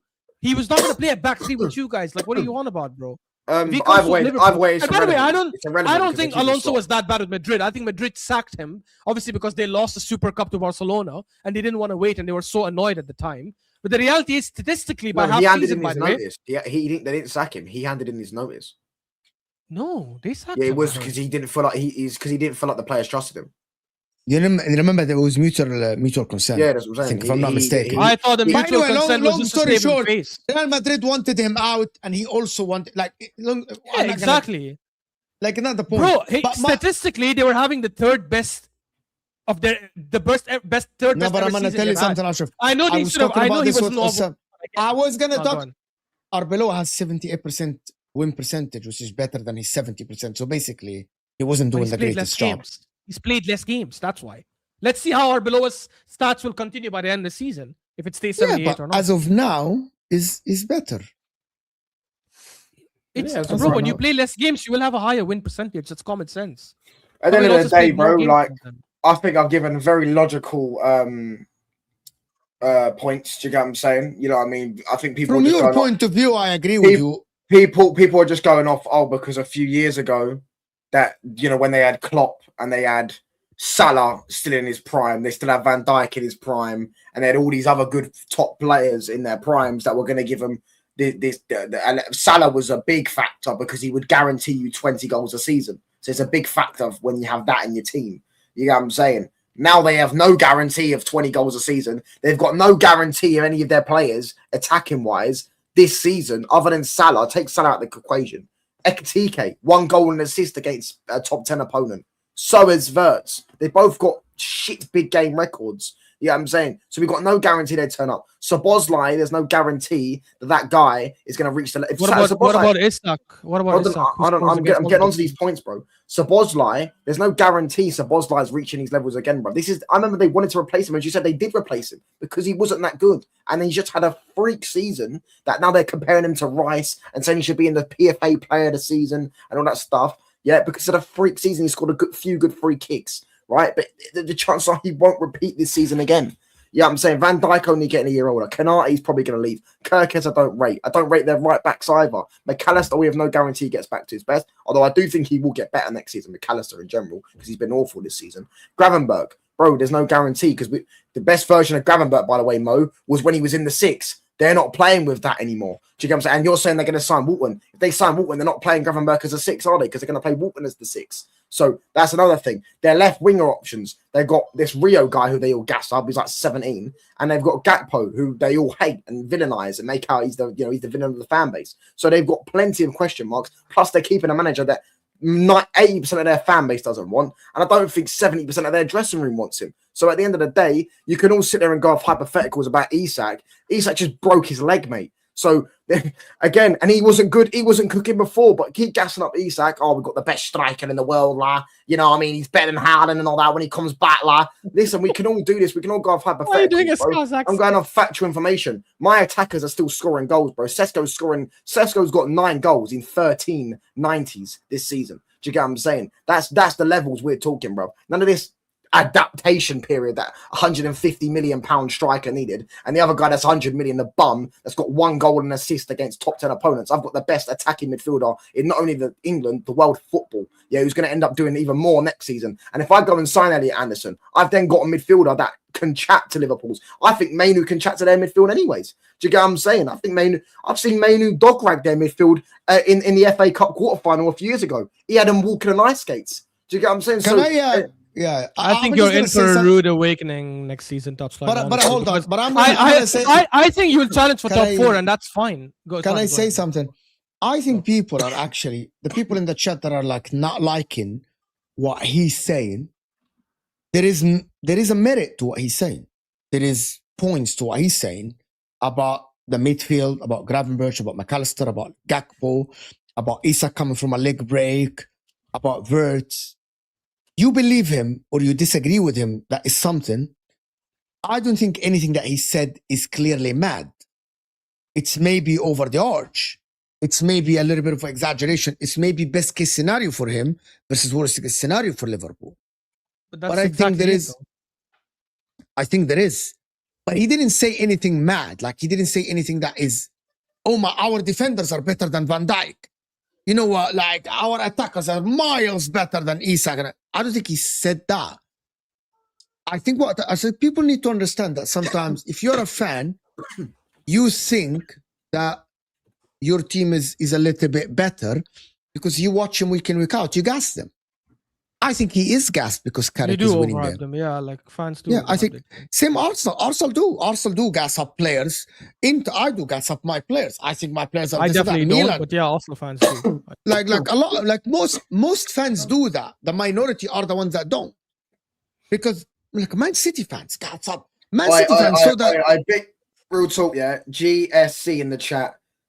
Don't compare me to Don. No offense. Yeah, that's disrespectful. That is. Can you let me finish? I've got logical answers. I've got some Man City fans in the beginning of the season said that Reinders will be signing of the season. He's gonna be better than Rice. He's gonna be better than this. Yeah, fine. I got some of them said that Gavardiol is the best defender in the league at some point. A lot of them said that. Everyone does it. Everyone gasses up. Everyone said that.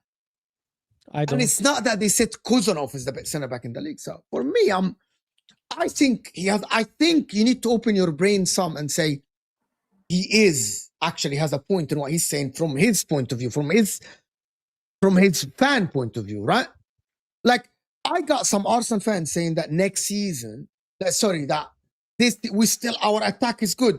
I got people telling me that our attack is good this season.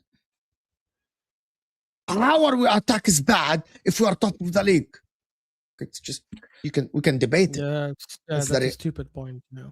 But there's some Arsenal fans said that, Ashraf, in front of you. Yeah, and I know, and those are deluded people. Can I tell you something, Ashraf? I swear to God, I've had people at me and tag me and DM me on Twitter because I said Saka this season is not being good. They're acting me with stats that back that Saka has had a very good season. Saka's had a very good season. And they're acting me and DMing me. They are convinced that Saka's having a good season. Is he better? Is he having a better season than Madueke? Yes, he is, but he's not having a good season. Is he having a better season than Salah? That's not the barometer. I don't know. I don't think so. I don't know. I don't think so. And Salah has been dreadful this season.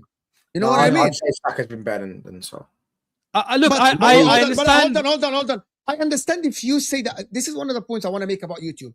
I understand if Touchline is saying, no, I think Saka's having a better season than Salah, and we can debate it. You know what I mean? We can have a conversation about it. My problem is when people DM and say, it's not even a comparison. Saka's clear of Salah this season. Okay, where did you get that from? Like, how does this in your head make sense? How does it make sense in your head? Saka's been clear of Salah this season. Based on what? Can we have a debate? I think Salah's bad season this season is better than Saka. Minutes, everything per minutes is better than Saka this season. That is the reality. I redirected to you, Touchline, by the way. Yeah. Are we going to talk about Salah? We can, yeah. The top 5 greatest Premier League players of all time, in my opinion. Let's just see, bro. Again, 2 super chats. Can I do the super chats? Yeah.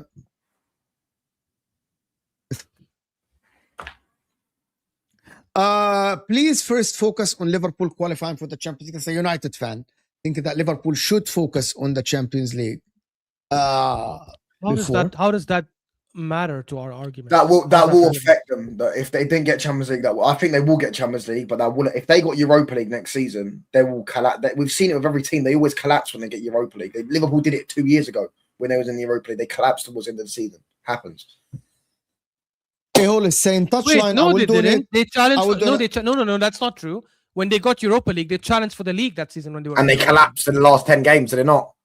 But I don't think they collapsed because of the Europa League. They collapsed because they were just not. You might not think that, but if there's a correlation between a lot of teams that play Europa League football and then back end of the season collapse, it clearly, if there's a correlation between a lot of them teams. But you know why that's not true? Because in the Europa League, you rest your starting 11. Unlike the Champions League, where you have to play a majority of the same. They did it when they did it in the knockout stages. They started playing them. I remember the Atalanta game. They played their starting 11, and they got banged 3-0. Depends, I guess, who they face. And now the Europa League is a lot weaker than what it was a couple of years ago. Touchline, I will donate 500 to your channel. His channel is in the description, by the way. If we don't channel next season, if we don't challenge this next season, that's how much confidence I have we will challenge. Okay. Touchline facts in the description. Someone screenshot this. So screenshot this. So touchline will know next season if they don't challenge. So. And don't change your name or change your @ Make sure you do so. No, it's fine. I've got a great memory, anyways, bro. Do you know what I'm saying? And you might as well just donate it to me now, to be honest with you, because I'm telling you now, it's not happening. You're not challenging for the league next season, but you lot are always delusional. But I think this is better. Hey, my man, 337. If Liverpool don't challenge a Man United channel, it should be 1,000. Because imagine you're wrong on two things. If Liverpool don't challenge a Man United challenge, but he never said United will not challenge. So why are you putting? But he definitely doesn't think United will challenge. I just know. You don't know that because he definitely doesn't think United will challenge. 337. I'm asking you now. Liverpool fans are delusional. Bro. I am sure he thinks that Liverpool will challenge and United will not challenge for the league next season. They think the thing is, they think the only reason they haven't challenged this season is because of Arne Slot. Yeah, they're going to keep him. So what is, like, you know what I'm saying? The only reason they're not challenging this season is because of the manager. So we keep the manager and we're going to challenge next season. Like, delusional, man. They're the most delusional. Big up Dayo. Again, Dayo, you didn't need to do that. Big up Dayo, Habib. United strikers playing 1 game a month and gassing up their players. These bums will struggle next season. Carrick will fold like a pack of cards. Yeah. Arsenal played. Can I tell you something, Touchline? Can I tell you something? There is more evidence to this argument than your argument that Carrick will succeed. Can I tell you why? Exactly. Because we watch history to be able to learn and predict the future. There is more history for Man United not challenging over the last 13 years or 14 years than you continue with a young manager like this and challenging. So there's more substance to that argument than your argument that you will challenge. Does that make sense? I'm not. I don't expect rival fans to pretend we're going to challenge next season. No. Forget that. Don't worry about fucking rival fans. That's why neither Mo nor I do this weird agenda-driven. We don't do agendas. That is an agenda-driven super chat. He called my attackers bumps, but my attackers are more. The super chat maybe is, but. Yeah, attackers are not bumps. No, I don't think Dayo means Dayo. Okay, I think it's a super chat. Okay, let me just explain to you. I think it's a logical super chat wrapped in a banter super chat. You know what I mean? Yeah, exactly. Like he's trying to take a dig. The argument is not banter, but the super chat itself is banter. But the argument that he's making isn't banter. It's literally, there is a very good argument here that playing 1 game a month, I cannot judge players when they play 1 game a week or 1 game a month. Well, a manager is easier. Yeah, I'm one of the best managers in league football over the last 10 years is Antonio Conte. Every time he played 2 games a week, he flopped. Yeah, every time he flopped. So this preparing for games, there is a history of managers that can prepare 2 games a week. They just can't. I can use they don't know how to do it. Dayo's own manager and his own club. When they had 1 game a week, they finished 5th and bottled top 4 in the last. We all remember that when they collapsed at the end of the season, lost to Spurs, got slapped, and lost at St James's Park. Right, and then the next season they played in the Europa League. They got to the quarter-final, I believe, that season. Okay, and they still challenged the league. Great, fantastic. That is with great. With an inexperienced manager and an inexperienced squad. No, but hold on. That is great what you're saying.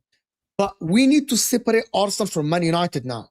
Because Arteta, in the beginning, number one, he came in, he literally ripped the squad out and brought all his squad that he wants.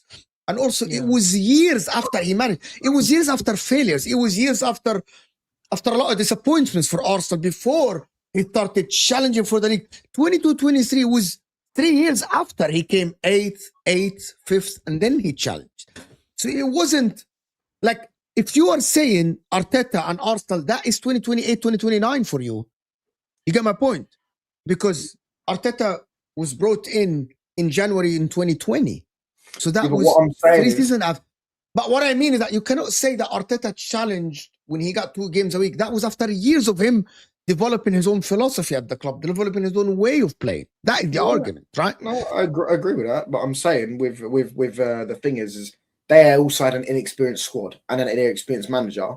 Do you know who you compare? Can I tell you? Yeah, but the difference, and not difference. Maybe I should not say difference because we don't know what United is going to do in the summer.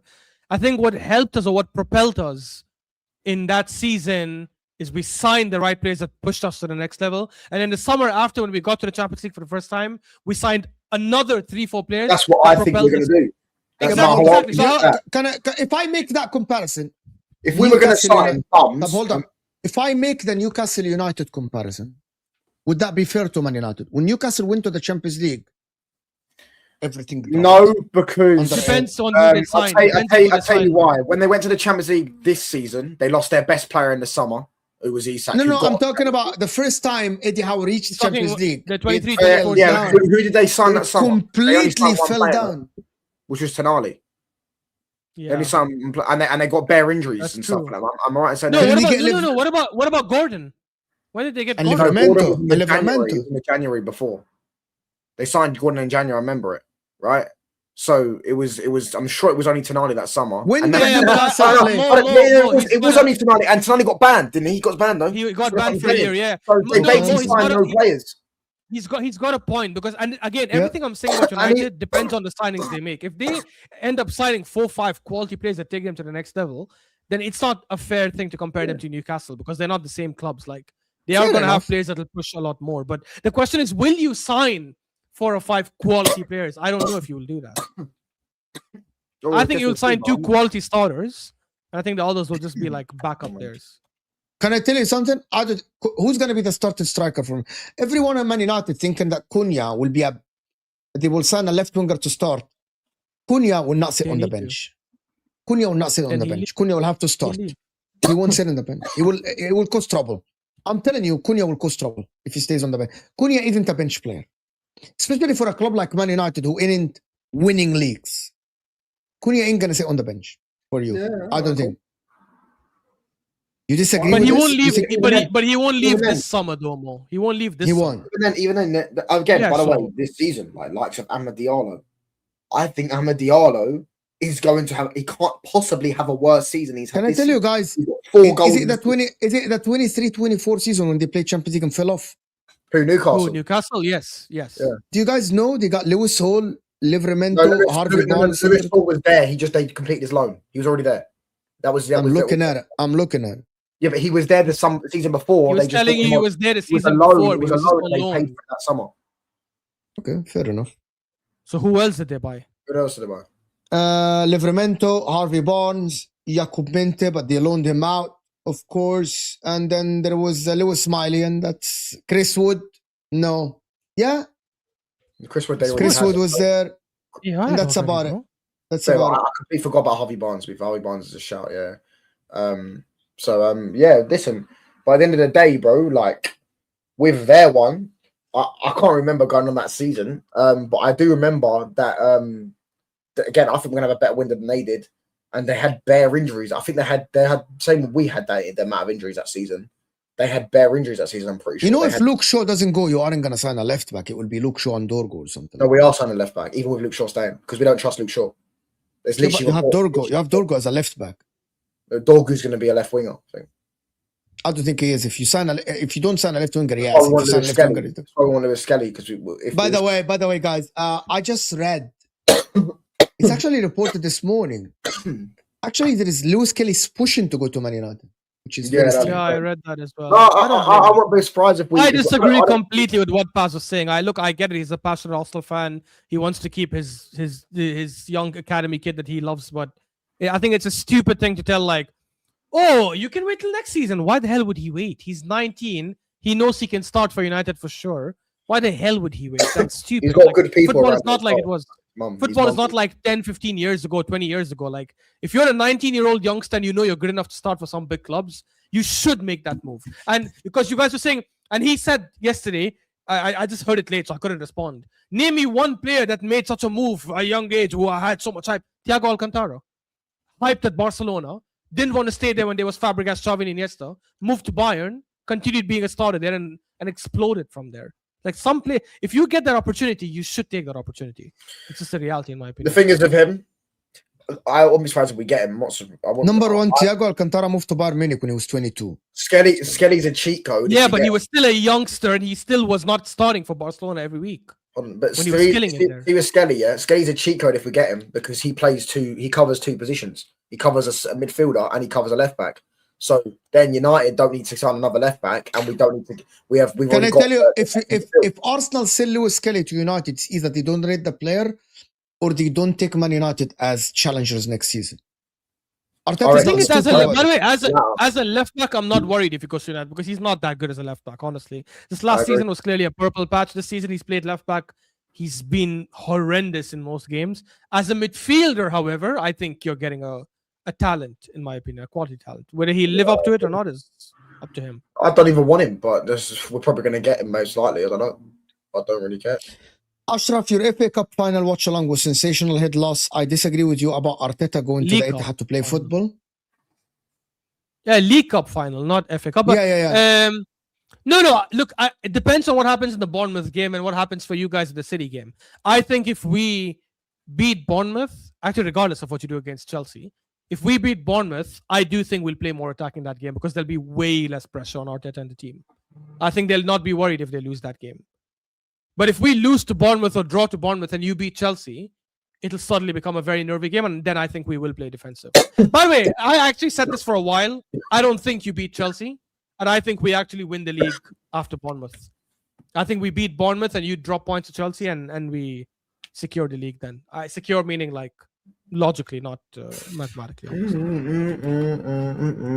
United lost points every time they played 2 games a week. Oh, did they? Okay, and yeah, that's right, bro. We're going to lose points every time we play 2 games a week. We definitely just haven't played 2 tough away games on the Carrick, West Ham and Newcastle away, our bogey grounds. If we played Wolves at home, I'm sure, we would have. But you didn't beat West Ham away. You didn't win. I'm saying we played 2 tough away games that are our bogey grounds away from home in Newcastle and West Ham. Yeah, and you didn't win either one. That's what I'm saying. That's what the point is. He's saying. So I'm saying it's nothing to do with the fact that they're trying to, what's the word? Coincide it with. Yeah, correlate. But it's not. It's just there are bogey grounds. If we played Wolves at home or we played Burnley at home, we would have beat them. Do you get what I'm saying? Like, is what it is. And then if you're gonna go with Amarin ones, Amarin couldn't win back-to-back games, so blame him. Touchline. We had an inexperienced young squad. You have an experienced squad with an aging spine that will be challenging to keep performing to replace. That will be a challenge to keep performing or replace. Who's that? The only thing I'll say to Touchline's defense is that he said if they sign these players, if they go with Casemiro again. Who's the agent spine? Casemiro and Bruno. And not Maguire, Luke Shaw, if you want to count him, since you're saying he's a good left back. That's an aging spine, no? I would say Casemiro is the one. Yeah, he's leaving. We're gonna replace Bruno. Him. But what you're acting? No, Bruno's not. No, Bruno's gonna be 31 next season. No, like that's not aging, is it? He's getting older, but he's still at the level of a top, the best in the league. Do you get what I'm saying? So it's like. Even that age is fine. It's not. We're not talking 4 or 5 years. Bruno can definitely next season still top the charts for the assists and the chances created. By the way, I was right, Mo, because 337 said United will be there. You guys just assumed he meant United will be bad. Oh, okay. So fair enough. Okay, I didn't see that. He's backing his team. United pay 75 million and take him. I don't care. They want. It will be 40 million. It will be 45 million, Dio. Have you ever sold a Yeah, player? I will say this though: we are skunks if we sell him for anything less than 50 million. Yeah, but have you ever sold a player for 75 million?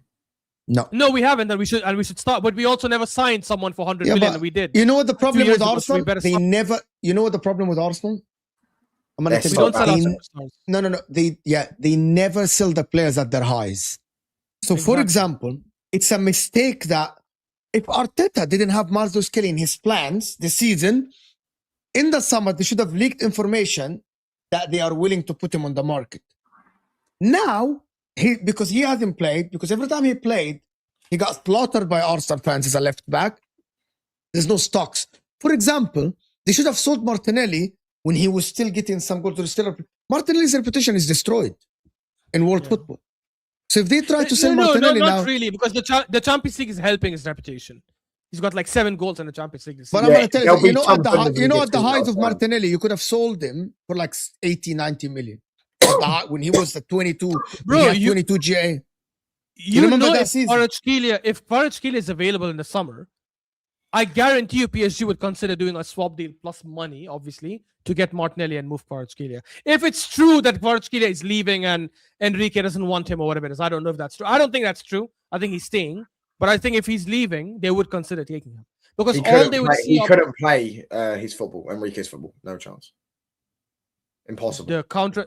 I think he can play. No, maybe not the He can't play passing the one-touch level. football with the dribbling. He can't do that. By the way, Kvaratskhelia is not a one. By the way, I watched Kvaratskhelia in Serie A. He's not a one-touch football. He's not a passing guy. He doesn't He's know how to. He does. He's just a guy that dribbles in tight spaces. Yeah, exactly. Yeah, which Martinelli cannot do. Pushes the ball and just dribbles like this. So in I think Enrique's Martinelli football- in the league with the open spaces will do a lot better in my opinion, and with the pace he has as well. Like for me, if I'm looking at Arsenal, they never sell players at their highs. Never. They're really bad at selling football club. They're really bad at Because they don't know how to sell the players at their highs. Like for example, Ben White, if you are planning to replace Ben White, you should have sold Ben White last season. And replace him last season. Why would we do that? Why would we do that when we can? Because sell him if this he's season? not in the plans of Mikel Arteta, you know what I mean? But why would you sell him when we're trying to go and win a league and he's a good backup to have? If you are, I would if you're say gonna sell get a it- better player, if you're gonna get a better player, you know what I mean, Ashraf. Why? We're not If you want to no, but improve, yeah, your Go PR on. is not good, Ashraf. Your PR for your players is not good. because we haven't been winning. But now, if we win the league this season, inshallah, which I think will happen, Ben White, Martinelli, Luis Kelly, all these guys suddenly look a lot better in a lot of teams' eyes. They suddenly look a lot more desirable. We haven't been doing shit the last 10, 15 years. The reason City, Chelsea, United, all these teams have sold players is because either they are dropping players like crazy with their PR, or they're winning cups here and there, Europa League that United won, or they are serial winners like City, Liverpool, and these other clubs, or they just sell their best ever player like Coutinho, for example, at the time. They sell him and they say, screw it, we'll take a hit. Now that we're winning the league, and if we do win the league this season, which I think we will, if we put up Ben White in the market, you think Ben White will go for anything less than 40? He won't. Skelly will probably go for minimum 40 as well. If we sell someone like Martinelli, people say, oh, you're going to sell him for 10, 15 million. No, we won't. Because now he becomes a Premier League winning player who will probably go for a club abroad. If it's the Premier League, I agree with you. But if we sell him outside, I guarantee we get minimum 50 million for Martinelli. And suddenly we look like better sellers now. Yeah, 50 million is But all we have right. to sell. You know? If we 50 sell Kai million. Havertz You in know, the 50 summer, million. I guarantee we get 70, 80 million for Kai Havertz in the summer, even though he doesn't What? deserve it. I guarantee you, some club will pay 70, 80 million for Kai Havertz in the summer. Let's say Atletico get rid of Julian Alvarez, for example. He goes for 100 million to Barca. I don't know what it is.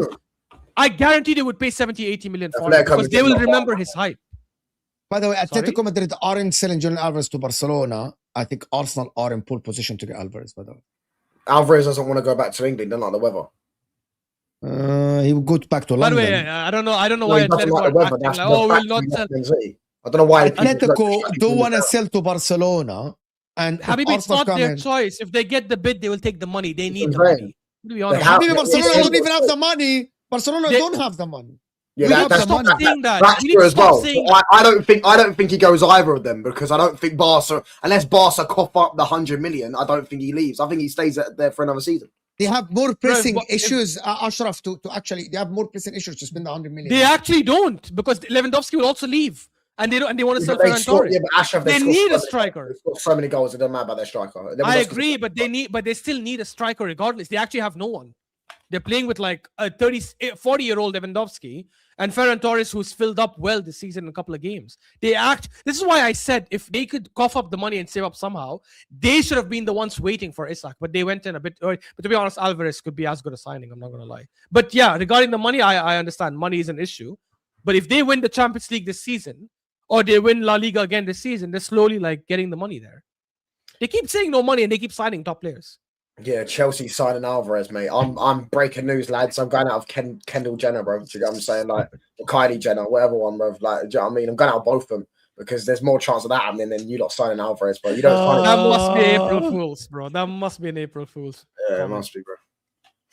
He ain't coming back to England. He doesn't like the weather. How do you under Berta we won't sell well? I mean, That's true as well. We have a new sporting director. They had Berta last summer and literally sold £0 worth of players, and But who left the club though? Berta was there from the start of the summer. Can I give you a hot Yeah, tip, but Ashraf? who left our club? Which players left our club? That's the point. You didn't make any money from players that sold. You didn't sell anyone. Yeah. So the point Exactly, is, because the players who left. it takes players who time to left, like build up a rep. Kivior. It's time to build up your rep as a club. I to start. understand, but the players who left, like Kivior and Jorginho and Zinchenko, were at the end of their contracts, and obviously nobody wanted them. Ben White is desirable. If we put up Ben White in the market now, Can I give you the a hot lot of take? Premier League I clubs think- will want to sign Ben White. I actually think you should sell Mosquera next season if Saliba and Gabriel stay and do another Mosquera player. Oh, I wouldn't. I would sell Hincapié. Hincapié will get you a lot more money. Sign Hincapié. No, but And then sell him 1 year later. Number one, you're gonna buy Hincapié for £40 million or 45 million And euros. sell him the year after for like 70 or something. Because he'll be You won't sell him. Hincapié for £70 million. You won't. If he starts for us and we will be, I don't know if we'll win the league, but anyways, like I don't think you will. I But this I is think my Hincapié will fetch strategy. more money than This Mosquera. is my strategy. You sell Mosquera for 35, 40 million. You do another backup player for like 12, 15 million. And that is how you make money. You know what I mean? Yeah, You that's sell also this there, yeah. guy. You know what I mean? There is another one.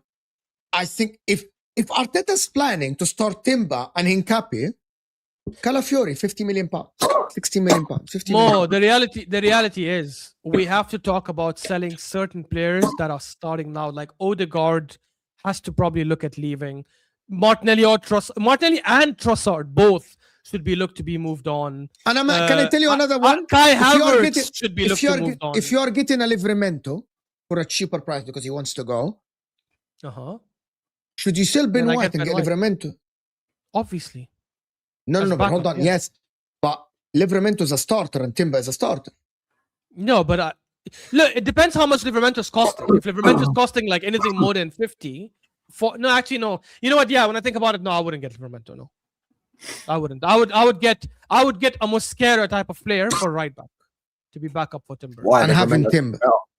Yes, because Timber is the best right back in my opinion in the league. Him and No, Reece he's James. not. No, he's not. You're gonna tell me Dallow's better? Why would I tell you Dallow's better? You've just done a complete left. I never said Dallow's better. He's not So better who's than Reece better? James. He's the best in the league. He's not better than Reece James. Well, I said him and Reece James, but anyway. No, it's not him and Reece James. It's Reece James, and then it's Urian Timber or Livramento, who's also very good. I think for majority of the season, I think Timber has been better. I think Reece James is a better footballer for sure. But I think as a right back, the majority of the season, I think Timber has done a better job, in my opinion. Yeah, because Reece He's James also is the played right fucking back, midfield because he's got a bum coach that they can't coach a midfield, so they have to put him in midfield because they've got no other midfielders to play there. They have to put someone next to Bailey. It's actually very true because they got bums coaches that they can't fix the midfield by the players they have. They have to put Reece James in there, which is They actually so need someone to stupid, hold you know? Caicedo's hand. Like, he has- Because he the has reality Caicedo is in- they overrate their midfield, and Mo was guilty of this. Where Mo in the summer was telling me they have the best midfield in the league, and I was like, no, they don't. I said Arsenal have a better midfield. I said Liverpool have a better midfield. I know they have had a shitty season, but I don't think that's because of their midfield. I disagree with I you. might- I disagree I with you. might have said City also have a better midfield. I could be wrong. I had a discussion about this, and I disagree with you. I actually think the problem with the players, the problem with Palmer is he plays for Chelsea. The problem with Caicedo, if he plays for Chelsea, If Caicedo is an Arteta player, he would be better. If Caicedo is a City player, he'll be better. Palmer, the problem with Palmer is they play for. I swear to God, if I'm watching Caicedo's The problem wasn't Caicedo and Palmer. I don't know why you picked these two. These are the only two players. No, that but you the should have Ashraf, talked what about. he's saying The problem is you rated Enzo. The problem is you rated Lavia. Ashraf, what he's saying is... You're lying. I actually rated... Don't say I'm lying. Don't make me pull the clips. Let me say. You rated Enzo and said Enzo was fantastic last season. And if you Ashraf, Ashraf, what he's saying is... I don't like this. I don't like this in my channel. Ashraf, you gotta let me respond to you. Don't interrupt me when I'm responding to you, please. Okay, go. Respond. Enzo Fernandez. Yeah, Habibi, the fact that I rate Enzo Fernandez last season, it's similar to Gravenberch last season. It doesn't mean that I rate Enzo Fernandez the third behind Caicedo and Cole Palmer in terms of talent, in my opinion. See the difference? More when you said they have the best midfield in the summer. What he's saying Go is... ahead, Dutch, and then I'll respond. Go ahead, Dutch. What he's saying is, you know that narrative they used to run with United, that it's not the players, it's the club. The club ruins the players. He's saying that's what Chelsea are doing. They're ruining... And I'm disagreeing because I'm saying... And I disagree because I'm saying in the summer, I was telling them, Caicedo, Palmer, I can hear it. Enzo was tremendously overrated, regardless of the manager. Can I respond to this? Was tremendously overrated, regardless of the manager, and whatever other. Andre Santos was tremendously overrated. Yes, they're all overrated. And you see the way you're reacting now? Lavia exactly overrated. How you reacted in the summer. Lavia is such an overrated midfielder because people see him sometimes doing drop shoulder. Oh, what a midfielder. He's not that good of a midfielder. He's only had one good season in Southampton. Don't go crazy with the overhype. He's never That's fit. what I said. So until he's fit and we actually see that he can do it consistently. No, but when you say he's overrated, yeah, you're making it seem like he's when if he plays, there were people saying he's a better midfielder than Rice a year ago. They can't. The thing is, they can't say not. No, I never said that. I never said that. Not you. I know they can't say that. No, but can I explain to you what I mean by? Can I explain to you by the midfielder? Ashraf, I think Caicedo as a DM has more weapons than Zubamendi. I never disagreed. He's the best DM in the world, I think. Okay. I think that Cole Palmer has more weapons than Odegaard as a number 10. I never disagreed. So you literally mentioned the two players I agree with you on. Enzo and Rice, I would pick Rice over Enzo. But overall, in terms of like the combination of the midfield, remove these players from the Chelsea shirt. I believe that midfield combination, right, is better than the Arsenal combination. But, however, I think because Arteta's there. Okay, hold on. Because Arteta's there and he's coached these players, Arsenal midfield is better than Chelsea because of the tactics, because of the coaching, because of, I think, the stability of the club, because of the players around, because of the defense you have. So I am saying, I always said that, as a team in the midfield, Arsenal look better than Chelsea. That's why you school them all the time. But it's not because individually you're better than them. I think individually only Rice in an isolation is better than all of their midfield. Right? Rice. But I think Caicedo as a DM will excel under Mikel Arteta. I think Palmer, if given a chance, the weapons are there. You get my point, Ashraf? For starters, when we were talking about the midfield in the summer, we were talking about the midfield depth as well, which is why we named their... I remember the video. We were talking about which midfield... Yeah, I didn't know Andre Santos. I don't think, actually... It's not just Andre Santos. We mentioned Lavia, we mentioned Caicedo. Lavia is better than Lavia is better than Norgard and Moreno as a Lavia is not better than Moreno because Moreno does more on the pitch than Lavia. Lavia cannot even play games. How could you count someone who barely plays? That's so stupid. Because of one season at Southampton. How do you know that season is not a purple patch? How do you know that season is not flukish? We are assuming that Lavia wouldn't be injured, Ashraf. Maybe if Lavia is not injured, we don't know how he can perform at the highest pressure. This is why when people used to compare Maddison and Odegaard, I know Odegaard sucks now. I know Odegaard sucks now, but when Odegaard was having killer seasons and was playing at a world-class level, when James Maddison made that move to Spurs in 23, we judge what's in front of us, Ashraf. We judge what's in front of us. Okay, hold on. I'm going to tell you something. He was playing at a world-class level in 2 seasons in a row. That's what I said. He obviously isn't world-class now. If using your logic, Michael Olise is not better than Bukayo Saka. Using your logic. He is better. Why isn't he better? Because he's been doing it last season and this because season. when Olise was at the Premier League and Saka was in the Premier League, Saka under pressure was performing better than Olise that didn't have much pressure. But he's gone to pressure now and he's performing. What pressure? What pressure has he Pressure got? my ass. What pressure? In the Champions League, it's not pressure. You come In the Bundes- when he got in the- knocked out to Inter Milan last season, he was the best player on the pitch. and He he got was knocked the out. only reason they almost had a chance. And he got It's not knocked because out. of him. Not Oh, because of sorry, him, though. sorry, what does that mean? And Mo said it last summer. Last year. Mo said, even though we And I knocked don't- Bayern I Munich don't- out- Okay, hold on. Ashraf, is that Ashraf? It's Guys, Harry Kane guys, world class. touch that. It's I need to Harry respond. Kane world class. I need to respond. I need to, guys. I need to respond. And using your logic, I don't judge players' pressure based on 10 to 12 games a season in the Champions League. Which is Saka last season in the Champions League delivered against Real Madrid, played 2 fantastic games But he's against killing Real it with Madrid. Bayern Munich as well, right? Olise, he's not Okay, like playing for a bum So team.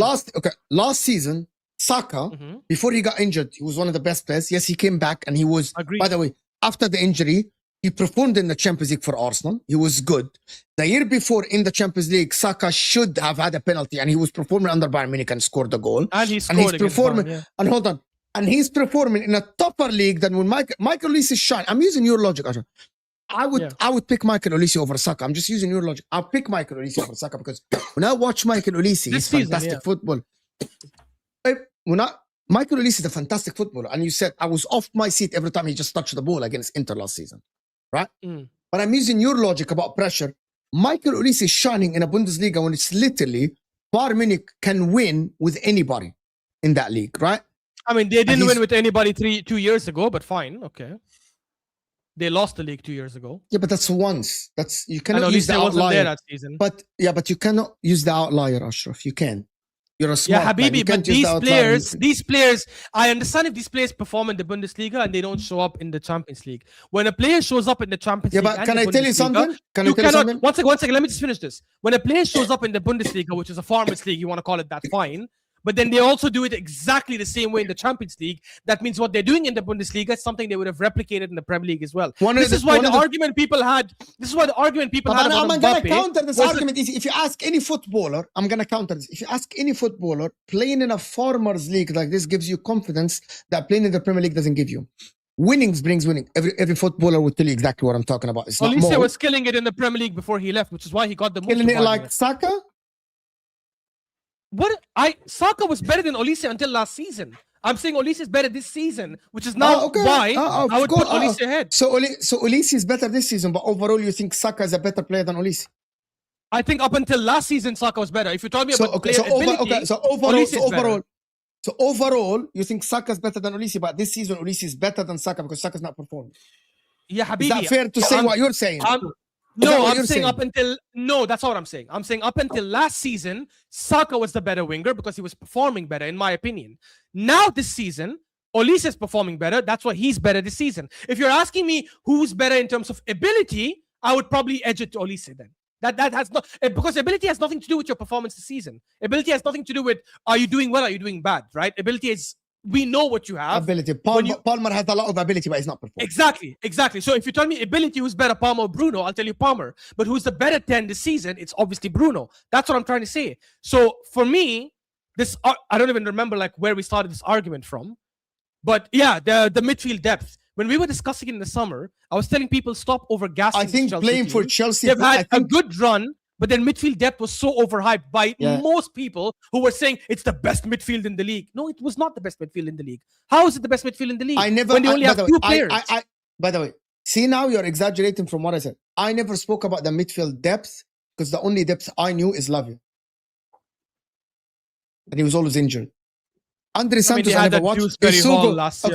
Andre Santos, I never watched. Isugo, I never watched. Before this season, we haven't even watched Isugo. They did gas up Andre Santos. Like this is why, by the way, they called them the new Caicedo. And by the way, Mo made a good point. I'll give Mo this. Yeah, how is their midfield better than ours? Even the starting midfielders. When every time we face them, or not every time, but 9 times out of 10 when we face them, our midfield has a better game. And don't tell me because Arteta coaches, because they've had different coaches, and our midfielders individually look better. Partey, every time he's come up against Caicedo, individually has looked better than him. Rice individually has looked better than Enzo. There are games when Odegaard has looked. Well, Palmer ducks Arsenal every single time they play us. But many games, except for last season, Odegaard was one of the best midfielders on the pitch. In fact, even last season, his first game that he started after 2 months injury was Chelsea, and he gave the assist to Martinelli in that game. And the other game, so the 5-0 game where he was one of the best players on the pitch, the 2-2 game, to be honest, he wasn't that great. The 3-1 game when we beat them, he scored 2 goals.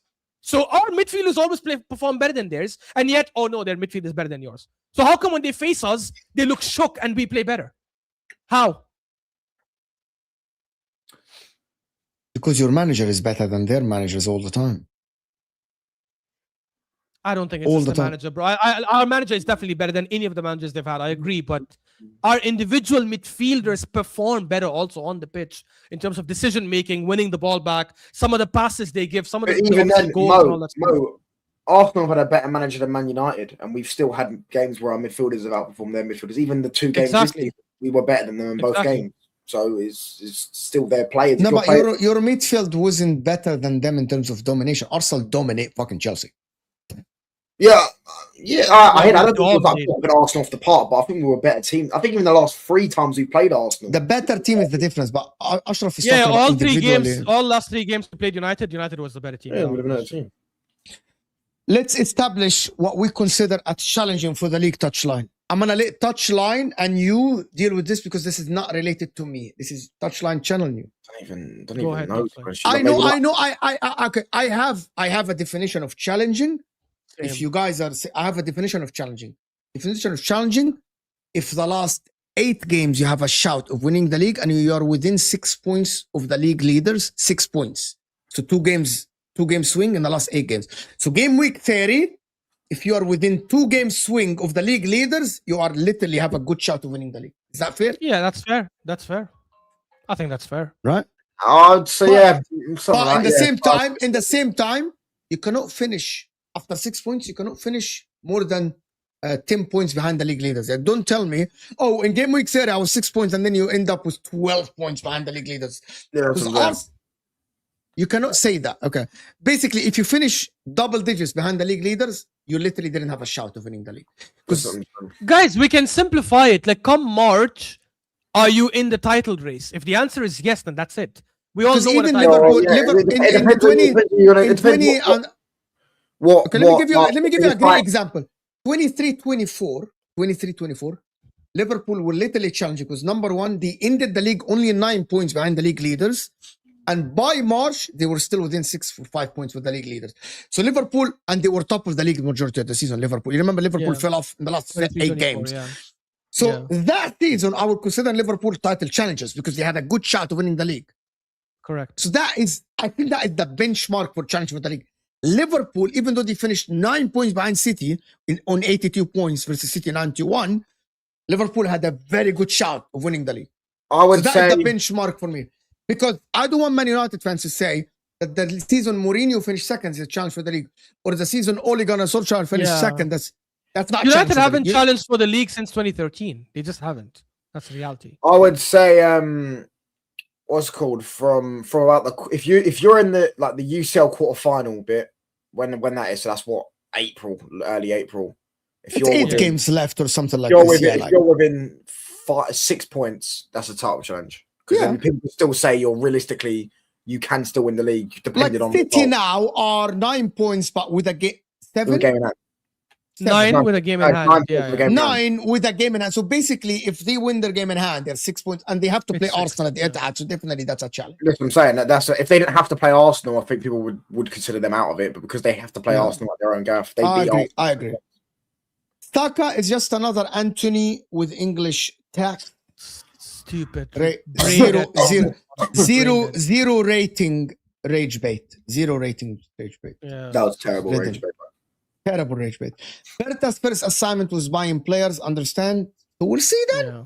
We'll see the sales of Arsenal this season. And he did really well. By the way, I don't agree with Madueke, but all the other signings. I never said Arsenal wouldn't get better at selling players. I just said they're not good at selling players. They're not selling no. 50, 75 He's explaining that the reason Berta didn't, because you asked him earlier, remember when he sent the last super chat, you said, okay, how come you didn't sell players recently? He said because his first assignment was to buy certain players. Now this summer, he's going to look to ship a lot of players for sure. Yeah, but I don't think you're getting. But what 25, makes you think Caicedo will do well under Mikel Arteta? Because I think he has the No, he talent would. to be a very good He DM, would. guys. Number one, Guys, Arteta he's- does defensive work really well, to be honest. and Like also Caicedo Caicedo is very good on the ball as well. Yeah. He's Yeah, not he bad. Caicedo's a better passer than Rice. Caicedo is not better than Zubamendi, by the way. He isn't a better passer than Zubamendi. I said Rice. Oh. The thing about Zubamendi, we forget how Zubamendi started the season. Intricate passing, going forward, through passes, the dinks Blue over the balls. yeah, we forgot this because I think after the mistakes he did in January, is there a game going? It's the Women's Champions League, Bayern versus Man United. Oh, we're still in it. I didn't even know that. Yeah, Bayern is knocking you out now. They're winning 2-1. I only put it on because I'm waiting for the Arsenal-Chelsea quarterfinals. Big up the Arsenal women's team. Come on, let's do back-to-back Champions Leagues. It's a shame their men's can't win a Champions League, innit? You know, in my lifetime, Ashraf, I only watched one. I think the final between France and another team in women's football in my life. I've watched 4. This is the 5th one. I've watched. I've only the ever Olympic watched the Euros final. final. You know when England won it the other? Was it that? Yeah, like, yeah, last- I think I No, only Italy. watched France played. They had this great big girl center back. And the World She Cup. was final. fantastic. She was amazing. I never watched the US actually play. I watched Never one in the final where they won. The US won. I think the gold medal, if I'm not wrong. That was, I can't remember which year. And I watched Arsenal last season in the final against Barcelona when we won it. And then there was another game, international football. and Olympics, Ashraf. Like touchline, I'm gonna give you something. There is 2 games that you haven't watched. You have to watch. You have to go and watch Nigeria, Brazil, 1996 Atlanta Olympics, and the final Nigeria, Argentina. You will not. I watched the Di Maria one. You right? will not even go to get water if you watch Brazil or Nigeria semi-final in the Olympics 1996, Why was and it a it's good very game? I know good who games. won it, but I didn't It's watch it. 2 of the best games I've watched in the Olympics ever. Nigeria, Brazil, and Nigeria, Argentina. 2 of the best ever games. Best ever games you will watch in your life. They're winning 3-1 now. No, Argentina. Yeah, Argentina, Nigeria was 1-0. It was a Di Maria chip. No, I think it was Nigeria a Messi won. pass. He's talking about No, 96. Argentina, Nigeria. Oh, you're talking about Nigeria, Brazil. Oh. No, he said And 90. Nigeria, Argentina. Argentina won. He's saying 1996. Di Maria won. 1996, Nigeria won. You said Nigeria, Brazil, 1996, and then Nigeria played Argentina in the final. oh, fair. Sorry. I thought you were talking Nigeria about was Kano and these man, bro. Okay, fair. No, I was referring to 2004 when Nigeria played Argentina in the final. That And is 1996. Messi was 8 years old or 9 years old. Yeah, exactly. But it was a ridiculous football Speaking of match. Messi, he's retiring now, isn't he? After No, the he's World- not. He's gonna play the World Cup. It was the last game he plays in Argentina. That's what I'm saying. He's retiring after the World Cup. Yeah, from international football. The end. Yeah, I think he's retired 100%. forever. He hasn't signed a new deal. I think he retires forever. He could get 1,000 goals, but I don't think he cares about that. He definitely doesn't give a shit, man. He gave a penalty to Otamendi yesterday. Like he doesn't. Yeah, give a exactly. He's checked every box there is, bro. Like, what do we want? Like, you can giving a penalty to Otamendi should tell you everything you need to know. The guy doesn't care about goals anymore. There's nothing for him to prove. I read a comment, like, Messi's done in terms of proving something to anybody. I saw a video. I can't remember who said this. I don't remember. A footballer where he said Cristiano Ronaldo probably sometimes dreams at night about why Joe can't I be Cole, innit? Yeah, Joe Cole. And then someone told him, but what do you think Messi thinks about it? He's like, nothing, because he's achieved everything. There's He's nothing else that chatting Messi can do. shit though, because there's no way. Ronaldo thinks he's the best player ever. Ronaldo thinks he's the guy. Like, there's no way Ronaldo don't think he's the best player. I think I Ronaldo. genuinely believe Cristiano tries to convince himself he's the guy. I think he sees. That's what I'm saying. But I think Ronaldo's thing is he doesn't like the fact that other people think Messi's better than him. He doesn't like that. But he himself. There thinks is he's better. more. There is more people that think Messi is the GOAT than Yeah. Ronaldo. Even the casuals, bro. If you go ask the casuals on the Easy. street, they say. Easy. And then you go into the pub, they Yeah, all say. I they all did. say Messi. I Bro, I meant the respect- Olympics. I He said meant it was the Olympics. He Olympics. said Olympics, guys. He said I said 1996 Olympics. Guys, I genuinely like to debate any football debate. The moment someone says Cristiano is better than Messi, I just think you don't know football. There is an argument for it. There is no argument for him. There is an Zero. argument. There isn't. There is really. no argument. There is. There is. is. I could make There's only one. Hold on, There's only 'cause I'm one argument. There's only one argument. There's only one argument. In general, there isn't really one. There's only one Name it. argument that I heard that made that from a journal. I was listening to a podcast. There's only one Name it. argument. That Name it it. is much harder for you to get out of your comfort zone and go do it in different types of leagues and still win trophies, top trophies, than staying in your comfort zone where everything is made tailored for you. That's the only argument I heard. And I can destroy that argument really quick. For starters, Cristiano Ronaldo never joined any bum team in any of these leagues. In every country he went to, he joined the best team in that country. And in the last team he joined, the big team, the Juventus, he failed in his objective because they got him to win the Champions League because they were winning Serie A every season. And in those 3 seasons, not because of him, I'm not blaming him fully. Yeah, but he came in But and they he got- literally they won got the golden knocked out. goal. He broke They the got records. knocked out. Yes, and they got knocked out to Porto, to Lyon, and to Ajax in those 3 years. That's not a dig on Cristiano. not his That's fault, just that's just to say, I know it's not his fault, but I'm just saying he couldn't get them over the line. To say that, oh, he's done it, it's very difficult because he did it outside. He didn't join bum teams. If he went and joined I don't know, like a mid-table team and took them to an elite side. If he Ashraf, went you to you're lying can't already. join a mid-table. You Hold on, can't join a Ashraf's lied mid-table already, team. by the I way. agree, Ashraf's I lied agree. already, by the way. You've just lied already, by the way, because Ronaldo joined Real Madrid when they were in their worst ever state. They had a round of 16 curse. Yeah, they didn't get out of the round of 16 for 7 years straight, and he joined them. Barcelona were the best team in Europe, dominating, and he was the main figurehead in top, taking Real Madrid from being the team that couldn't get past the round of 16 to in his second season got them to a semi-final, then semi-final, then it was a semi-final. This is how you know. This is how you know Touchline. This is how you know Touchline is young. And bro, I love one thing about you is that you do good research, but because you were not at the moment, you don't remember certain details that'll give you the full picture. Cristiano joined Madrid. They didn't get past around 16 again that season. The one who came and changed their fortune was Mourinho. It wasn't Cristiano. And Mourinho's the one who came and took them to the semi-finals, and that's what changed. When he was there the previous season, they didn't win the La Liga, they didn't win the Copa del Rey, and they got knocked out on around 16. With Messi, the argument about you saying that he failed at Juventus, then Messi failed at PSG because Messi's objective at PSG was to win the And he Champions joined League. at the same time, at the same age as Cristiano joined Juventus. If I'm not mistaken. And what the thing And is, by the way, he had way better players and way better platform to succeed at PSG. and the thing is, Cristiano hold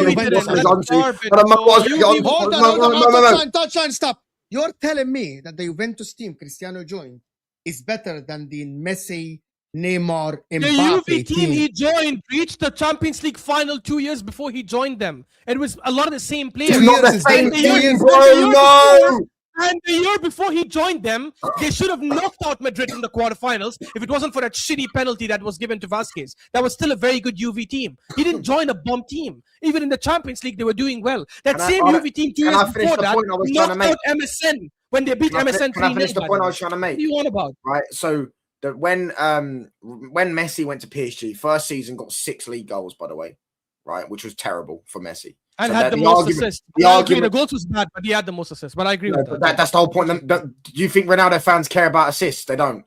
Do you know what I'm saying? So at the end of the day, the whole argument was about the goals and the fact he got 6 league goals. So that system thing can work.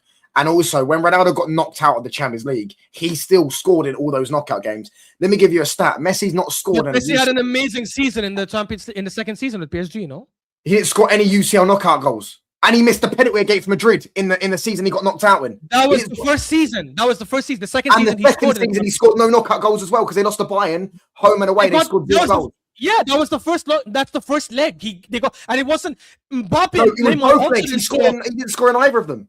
I agree, and I know he didn't perform in the Champions League. I get that, but that you can't. That doesn't mean Cristiano is better than him. That just means they also flopped in those big teams when they joined to win them the Champions League. I agree with that. They both failed. I don't say Cristiano is better than him. I'm just saying there's no argument. The whole thing of you debunking the system. But there is no argument. There is an argument though, because the argument is being made about Ronaldo, and Ronaldo's done it even at Madrid. The managers they've had that are different system, different managers. Barcelona always play one way. The only season they didn't play one way was the Valverde season, where it was just Messi and Inshallah. That was literally the only season they've ever played the tiki-taka sideways. They play that way because of Messi. Messi's the reason that system works. So it's not like they play that way and that would work incredibly well if Messi Actually, wasn't there. this is actually I agree with it. Literally, all this tiki-taka passing shit is a hoax, right? Barcelona used to pass, and then give it to Messi, and then things happen. By the way, And he would do things out of nothing. Yeah, I'm not saying Messi's not better, by the way. I'm just saying. I'm gonna tell you. Here is when people argument of Ronaldo. Here is Messi, when people are really disingenuous touchline. Because I watched La Liga religiously as well during the Messi Cristiano, because it was peak. It was ridiculous. It was amazing, right? People that didn't watch Cristiano play for Real Madrid would tell you that Messi used to do something out of nowhere. Cristiano used to get the ball at halfway line and make things happen at Real Madrid in the beginning before he moved on to be a striker. He used to be the guy that gets the ball at halfway line and shoot from 4 yards. Watching Ronaldo, hide his fucking haircut, hide his boots, his shin pads. At Man United as well. Cristiano, if it wasn't for Cristiano Ronaldo, Man United would not have had a three-peat, would not have won the Champions League, would not have been successful under the third stint of Alex Ferguson, where he got Ronaldo and Rooney. Because Ronaldo was amazing for Man United. And at United, he used to dribble from halfway line.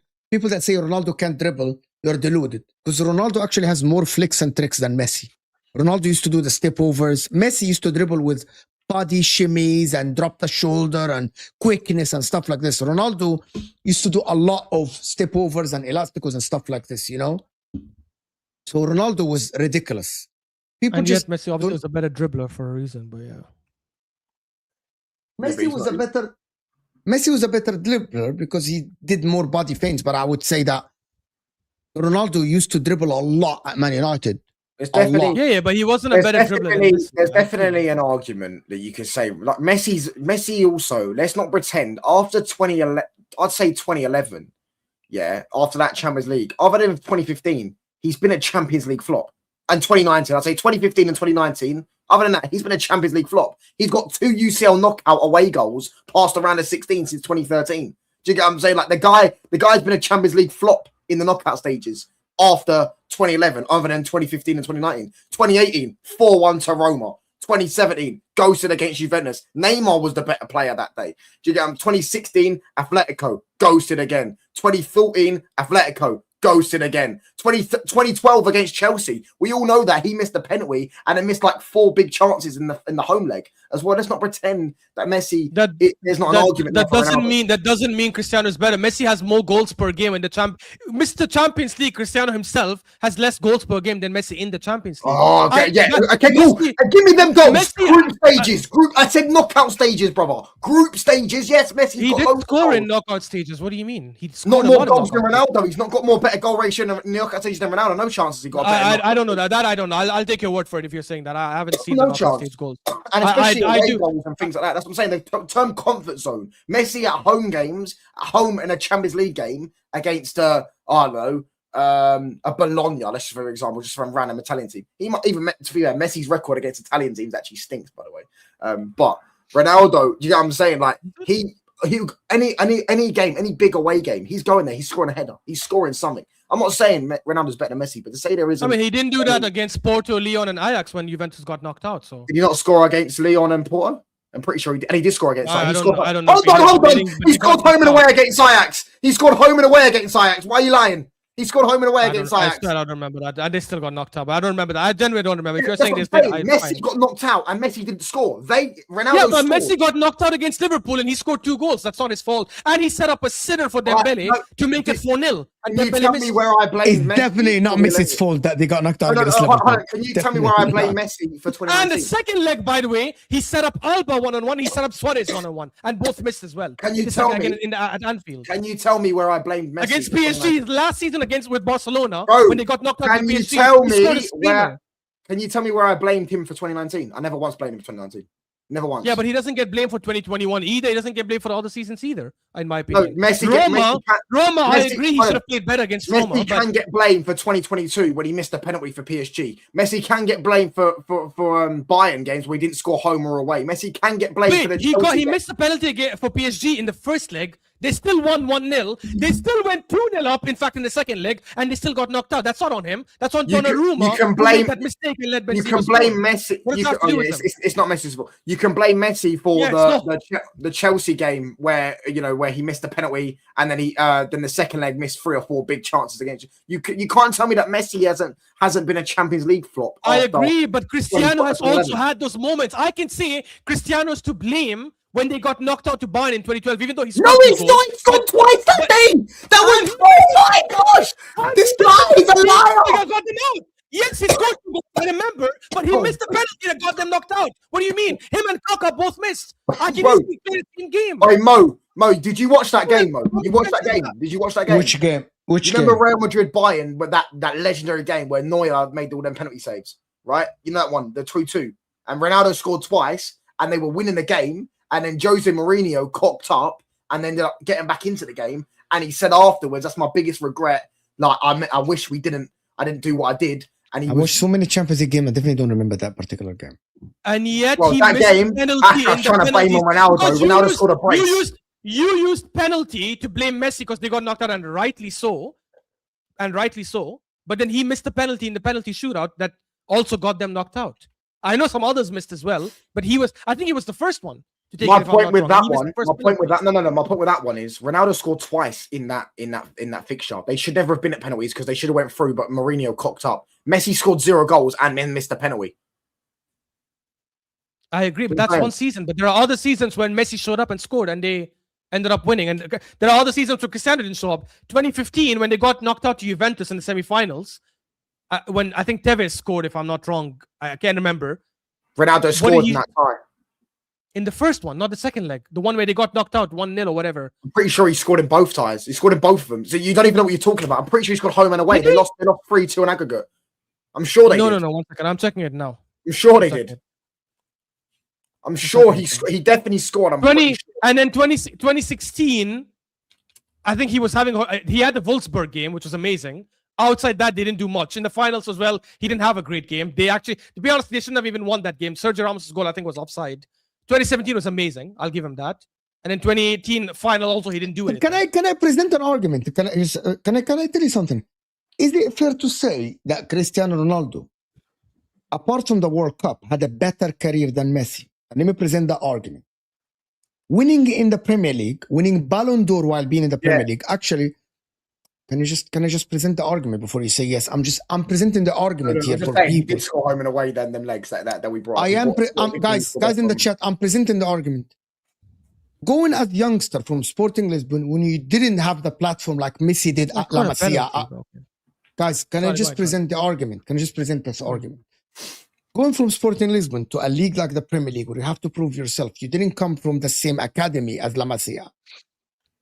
Winning the Ballon d'Or, winning a three-peat, winning the Champions League for winning Ballon d'Or and winning the Champions League at Bayern Munich. Sorry, at Manchester United. Then choosing to go to La Liga when there is Barcelona that are dominant. You're going to challenge a team that is amazing. When they have the Ballon d'Or, when they have like a Messi, when they had Barcelona there. And you won La Liga multiple times, there or 3 times. I can't remember. You won La Liga twice. Winning that many Champions Leagues. Twice in like Madrid. 8 years or how many ever, but anyways. So, but winning the Champions League there, right? He won the Champions League 3 times there, right? If I'm not mistaken. 4 times, actually. 4 times. He won the Champions League 4 times, plus a Champions League. But then choosing to leave to go to Juventus, break the record and win the league with Juventus and break the record of the number of goals. Don't say win the league. It's not something crazy. They were winning every league. At the age of 33 there, I think they won the league because of him. Because I remember Napoli and Lazio, at that time, they were catching up to them. And if it wasn't for Cristiano, you know that if it wasn't for Cristiano, they might not have won the league.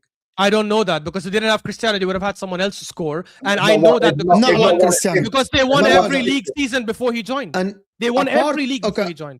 For 6 years. Bring up that super chat. Big up. Bring up that super chat. Bring up that super chat. Bring up that super chat. Touchline, don't do this. Let me just present the argument before you say bring out the super chat. I'm gonna bring it up. Back in 1 minute. If I'm saying this, I'm saying that Cristiano Ronaldo in a club career had a better club career than Messi because the goals are closer. But he didn't. More Champions League. Actually, he didn't. Why? Can you counter Because the argument? because when they competed in the same league, Messi won more leagues. He's better than him in the Champions League. I'll give you that, especially with the last Super Chat. That is Fair part enough, he of has more the. That knockout is part goals. of the argument, isn't it? Part of the argument. The Yes, Champions League. yes. Okay, So so there is two things. we're doing point scoring. Overall, point Champions scoring. League, Cristiano has done better. Multiple leagues. Messi has done better. No, Messi do has that. done better. Don't do that. Don't do this. Multiple leagues. Winning it in the Premier League, which is very competitive. Coming to, by the way, going Stop to the saying multiple leagues like he joined bumps. I don't get that argument. He joined the best club. Maybe Madrid were the second best club, but Madrid were not shit. Barca had 1 year of dominance, which is 2008, 2009. Before that season, Can I Barcelona counter finished this? 18 Can I points counter? Can I behind counter this? Madrid. Can I He counter didn't this? just Can I bumps. counter this? Can I counter? Stop, guys, stop. I will counter this. Man United at that time were coming from a back-to-back season without winning a league title before Cristiano Ronaldo started shining. So back-to-back league. Arsenal 04, Chelsea. Okay. That United team was still one of the best, bro. That But he's not. 2005, we played them. but they were in 2005, the we best. played them in the But they FA were Cup in the best. final. Okay, How Ashraf, shit were Ashraf, they? How shit were they? Ashraf, one of the best. I don't. Ashraf, one of the best. I agree with you. But Man That's what United I've said. again. But that Man United team I were said they've not joined the one of the best. best or the best. Hold on. But they were in the best because 3 years in a row they didn't win. 3 years in a row they didn't win. That's I mean, when he joined them, when he joined them, they didn't win it for one season, which was the 03-04. Sorry, he joined in 04, if I'm not wrong. So they didn't win it just 1 year before that. And then when he joined them, I don't blame him for the first 2 seasons because he was young. And then 06-07 is when he shined, and yes, they So won the league. once he shined, so the facts are once But I Cristiano can say the same shined, for Messi. Once Messi Messi shined, joined PSG they won La Liga and again. didn't do much. Like the same thing. Messi joined PSG and scored 6 goals in the season. And I am more than happy to give you longevity for Cristiano. Cristiano, after 33, 34, had a better longevity career. But in terms of, if you look at, there is 2 things when you're comparing any 2 players. You look at and when you say, hold on, you look at footballing. One second. You look at footballing ability and you look at footballing performances. Ability, I won't even argue because ability, Messi wins by a landslide. So we're not even going to discuss that. If you look at performances, there are certain checks you could give Cristiano. For example, the Champions League, as Touchline and the Super Chat was saying, he's had more knockout goals. He's won more Champions League. He's won 5 to Messi's 3 Champions Leagues. Fair enough. But there are many other points in performances that go to Messi. For example, Messi has won more Man of the Match awards. Messi has a better goal-to-game ratio. Messi has better assist-to-game ratio. I like this. Yes. Messi has done it just like Cristiano has done it for international level. Messi has also done it for the international level, and I would argue even higher at an international level. People want to say Messi never scored. Messi only scored at a time. Messi scored only 2 or 3 goals in the knockout stage of the Champions League. Cristiano has 0 knockout goals in the World Cup, right? Whereas Messi has a few. Well, obviously because of the last World Cup. But the point is, he's won. Give Ronaldo 3 penalties, and he's scoring them as well. So it doesn't make sense. Stop that garbage. See, that's when you're doing an agenda. He's scoring them penalties as well, bro. He's binsing them up. He's binsing them, and he's taking his top off, and he's doing I'm here and in a C. His goal against France in the final. His goal against France in the final wasn't a penalty. So I don't know where you got it was the a garbage fucking from. tapping, bro. And it was cleared off the line. He's only onside because of Varane's bum. It's tapping. Like, First of all, you should not Ronaldo played. Hold on. Guys. Cristiano made a career. You've muted yourself, bro. You've muted yourself, you absolute fraud. You've muted yourself, you absolute fraud. I haven't. He muted me. I think Mo muted both of you. No, I'm saying both of you. Guys, both of you started talking. I didn't mute myself. You need to use your head. Both of you started talking at the same time. See, both of you started talking at the same time, and you both peaked. The sound peaks, and when you peak, we can hear you. Fair.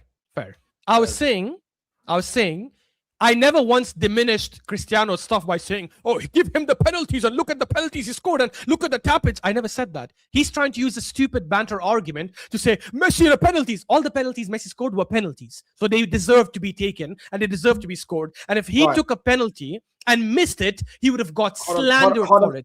But he also scored a goal against Australia, which was not a penalty. It was a fantastic goal. He scored a brilliant goal against Mexico in the group stage. If he didn't score that and they drew or lost, they would have probably got knocked out. And then he scored in the final when his team needed him, when Mbappe revived France back. By the way, I'm gonna stop.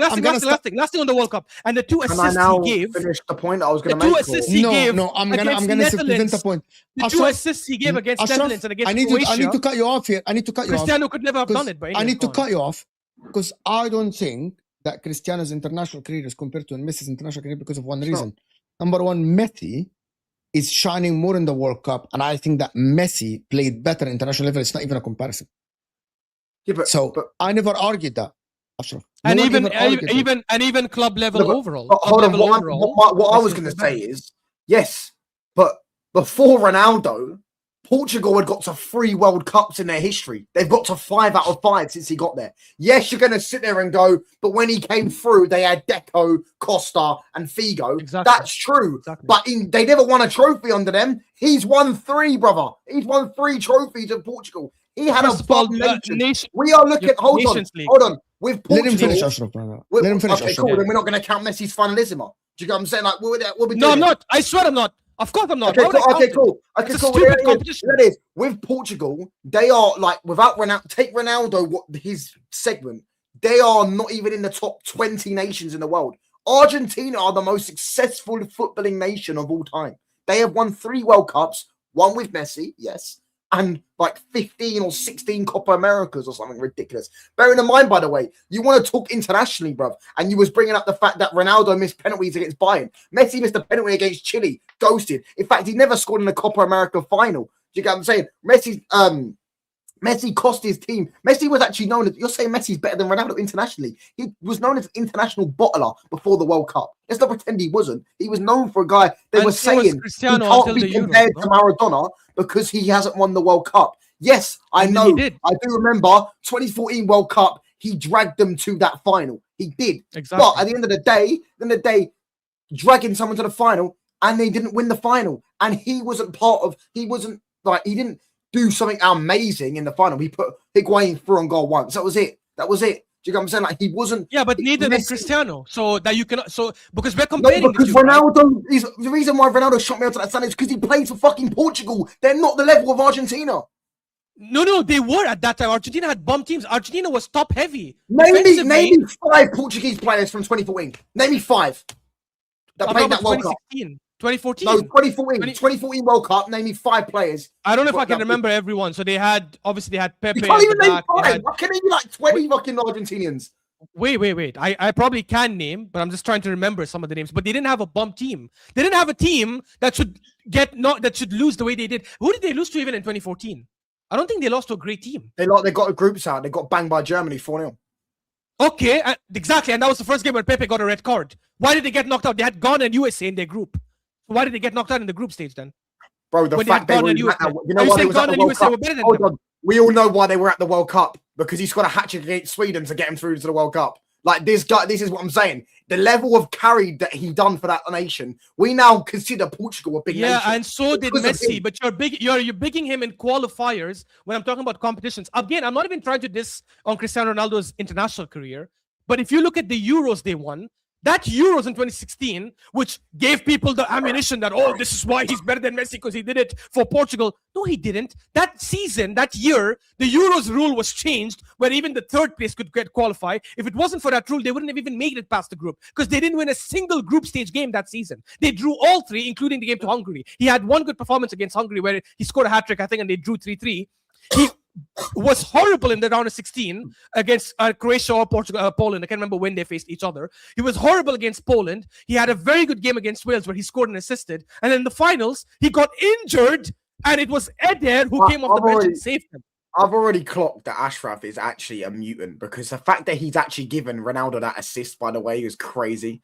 Because that assist was the one where he shot and Nani come off Nani's bum and went in. That is crazy, bro. The fact that wait, what assist? Which assist? What are you on about? The assist against Wales, where he took a shot and I think it come off Nani's bum or back of Nani's leg or something, and it went in the net. and he got an Yeah, assist. whatever. For it. My point is, I wouldn't even count that. I wouldn't even count that. I swear that I wouldn't even count that. I understand that, but look, I think if Ramsey played that semi-finals, they would have given him a much more difficult game. He obviously got suspended.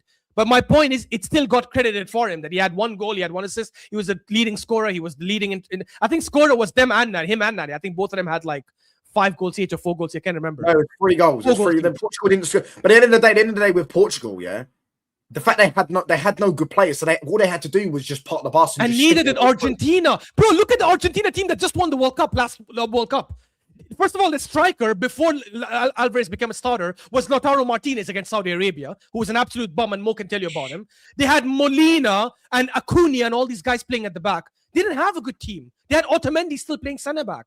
Even their midfield was dead. But I'm not saying they didn't, but at the end of the day, they had, Argentina are a better footballing nation than Brazil, than Portugal. That is irrelevant in today's world, because if, for example, when Belgium in 2018 had good players, because when Belgium played Di Maria, you could argue Di Maria is more clutch for Argentina than Messi is. You could argue. But that's cap, because without Messi, they don't get. Di Maria takes them over the line in the finals, but without Messi, they don't make it to the finals. That's the whole difference. Yeah, I hear that. When 2018, when Belgium played Brazil, Belgium had a better team. It doesn't matter that Brazil is a better nation. It doesn't matter. But if they have Paulina and Renato Augusto, who used to play in China at the time, hold on. But Neymar is held by Belgium. Yeah, but Neymar is still held to the standards of the other Brazilians, because he's not won the World Cup, but they did, even though he's got a way worse team. But that's stupid. But we know that's stupid, because if you swap Ronaldo.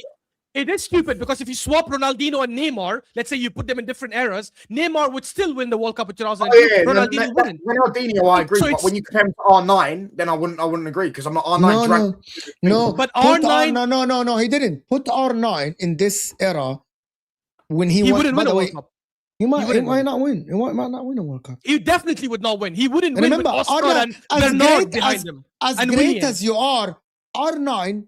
They always had a super team, Brazil. There was Rivaldo. And by the way, for those who don't know, and Mo can back me on this, 2002, up until the semi-finals, most people had Rivaldo as player of the tournament. Most people. Yeah. If you didn't watch the World Cup, you wouldn't know that.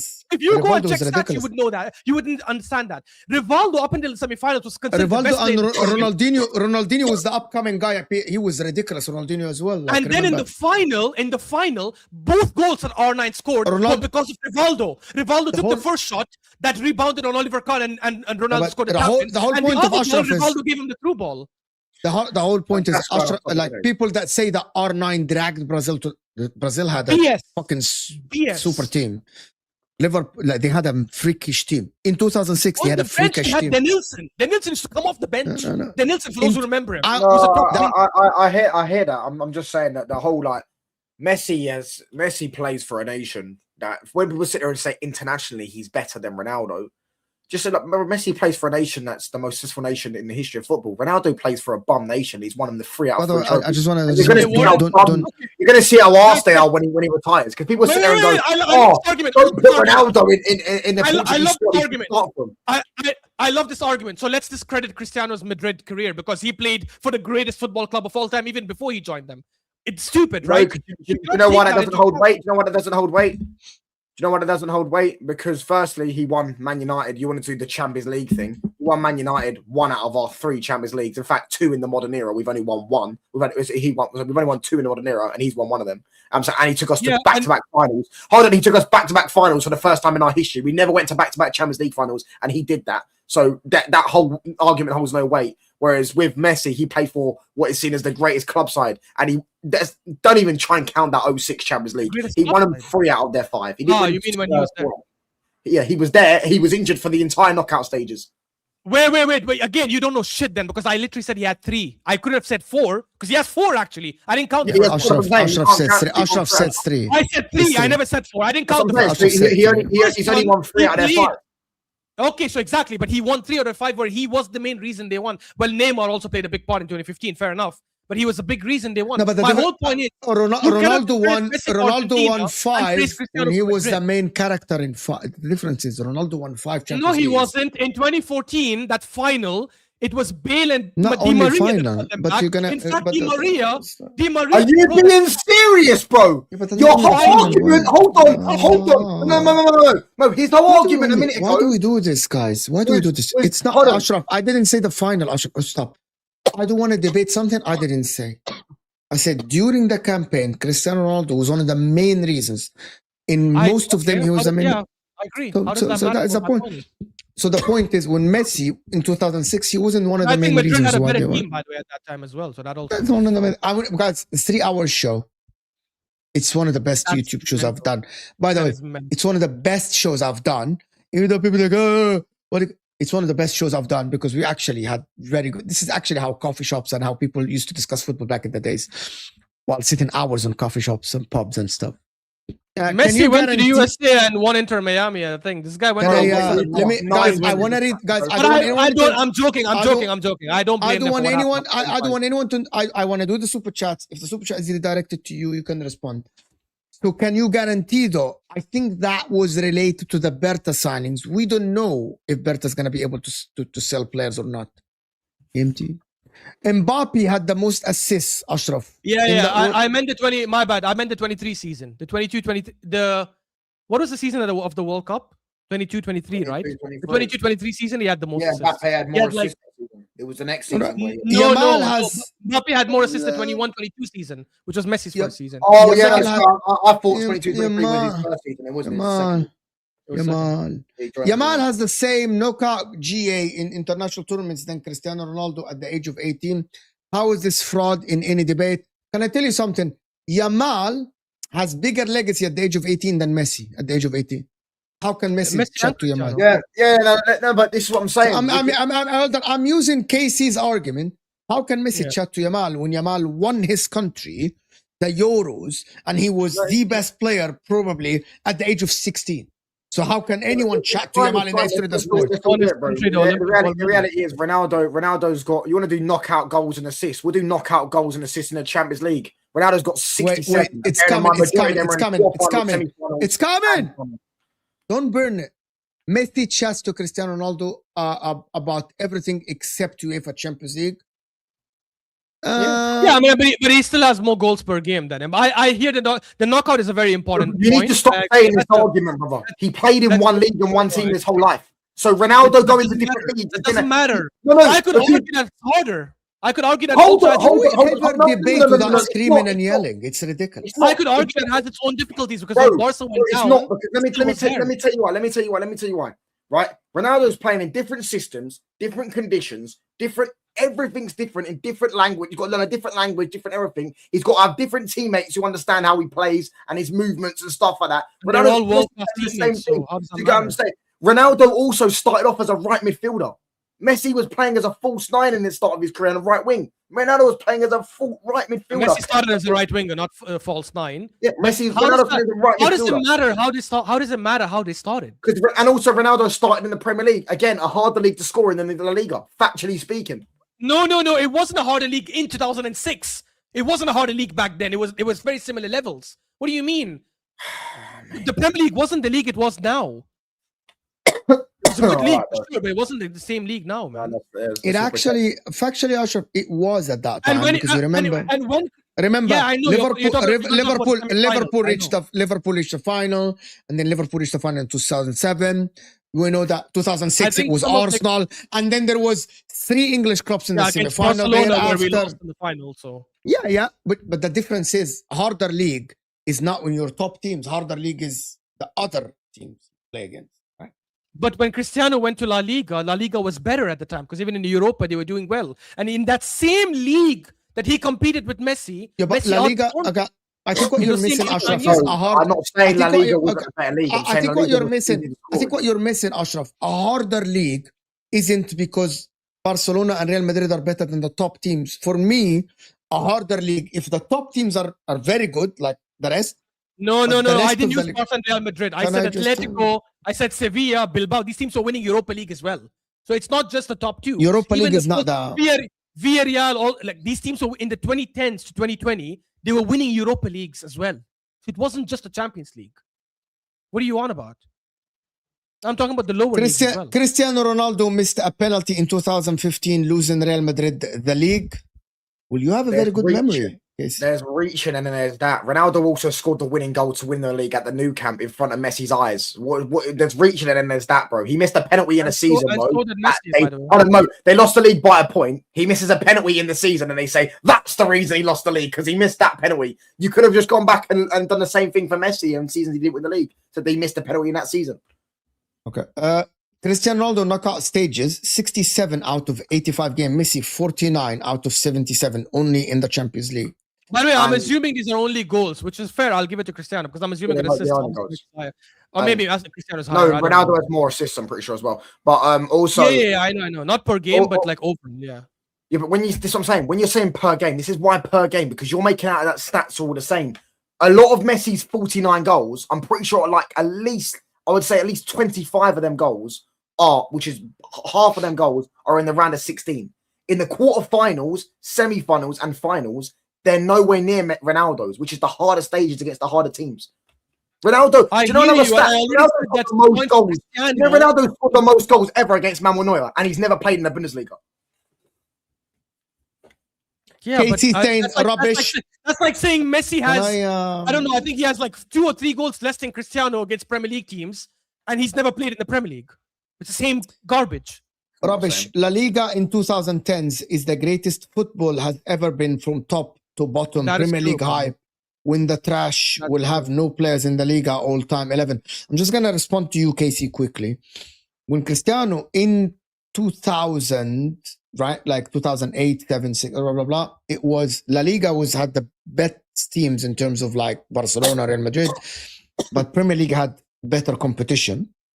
In 2010s, it was La Liga was at its peak because Barcelona and Real Madrid were amazing. Atletico Madrid were very good as well. Right? That's why Atletico Madrid reached 2 finals at that time.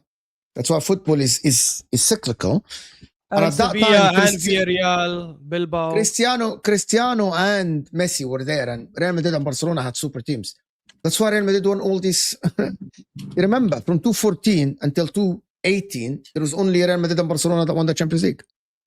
So 5 consecutive ones, right? And Atletico Madrid reached 2 finals in that period. Yeah, so there was only 2-3 teams in the world. They were the best team in the world.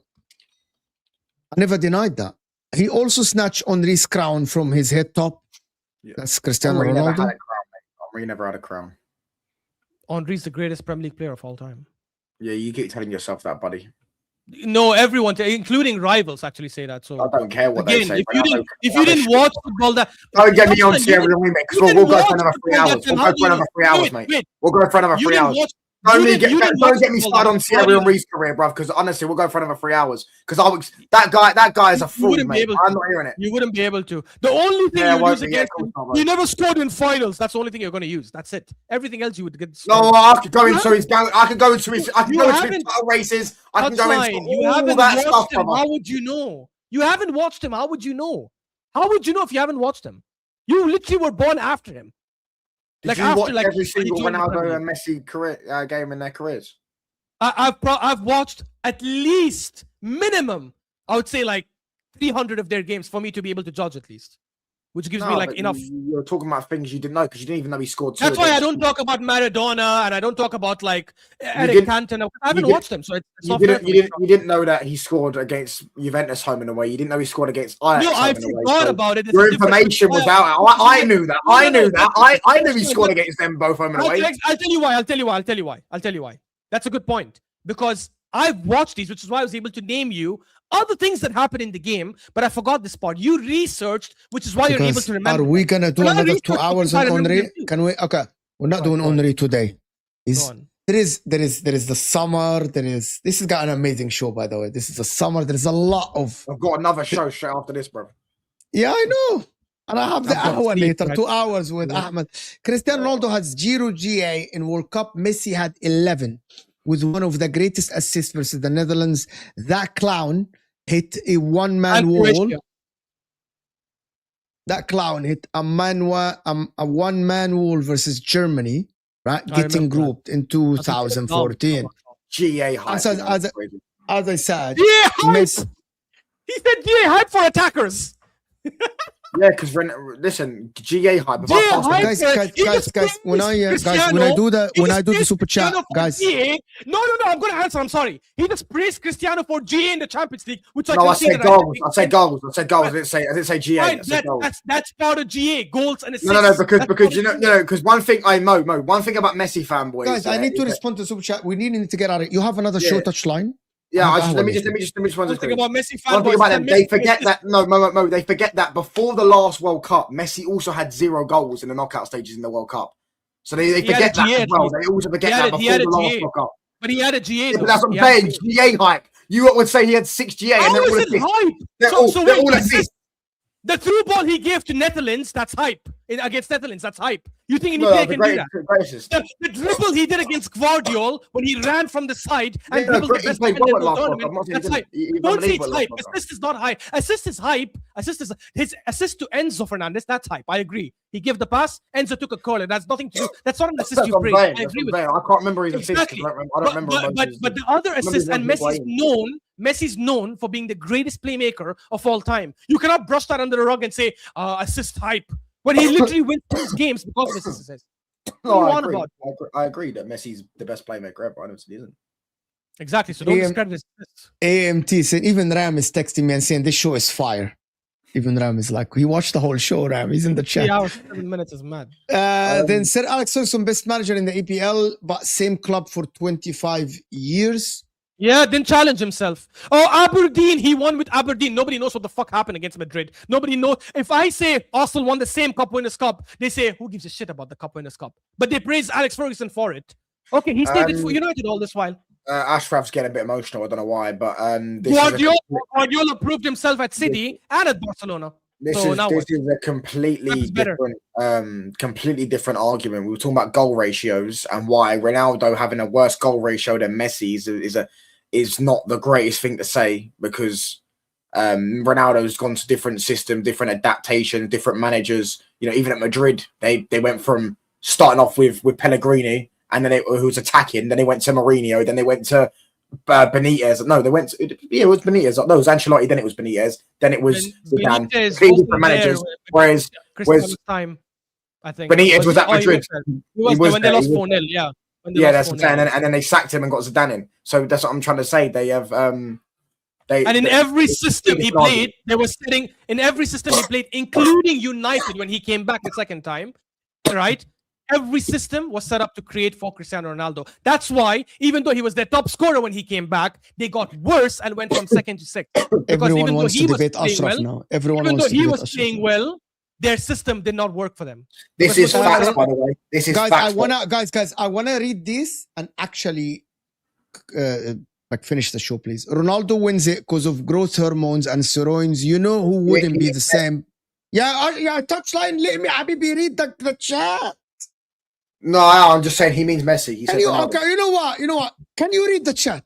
Touchline. He's basically saying Messi. No. You have to read the super chat. All right, Messi wins it because of growth hormones and steroids. No, he's Ronaldo. No. He's saying Ronaldo wins it. Sorry.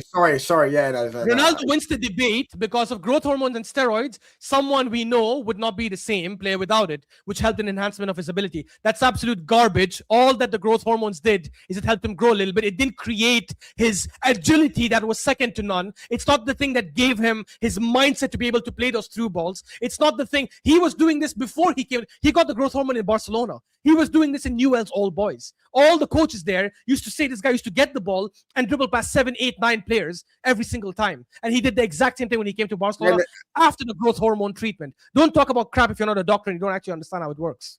Stupid. And if you gave Ronaldo HGH drugs, in fact, if Messi was just born 20 years earlier, I've got a lot of shit to do as well, and I know you guys do. That's how you know they lost the argument. They're saying La Liga mid-table teams were thrashing Premier League teams in 2010s. They were. They were. The 2010s for the Premier League. I never said that it wasn't a better league. I just said it's harder to score in the Premier League, which is facts based off. I think that was a response to most point, by the way, not yours. Oh. By the way, I still think that it's harder to score in the Premier League than in the La Liga, actually. Yeah, I Not at think that it is. time. Not at that time. Now, yes, but not at that time. Before Oi. the World Cup, Messi's international was considered a failure. If tactics are needed, I will build team for Messi. Otherwise, I will start with Ronaldo. I actually don't understand the super chat, actually. Yeah. What do you As mean much. if tactics are needed? What do you mean Which if team does not do tactics are tactics? needed, I will build team for Messi. Otherwise, I'll I mean, start for I Ronaldo. think he means if you had the perfect team, the perfect setup, then you would put Messi in. But if you've got a team that are like not the most perfect right now, not playing the best football, you put Ronaldo in. Yeah, but Cristiano never did it with Cristiano never did it with a team that was not perfect.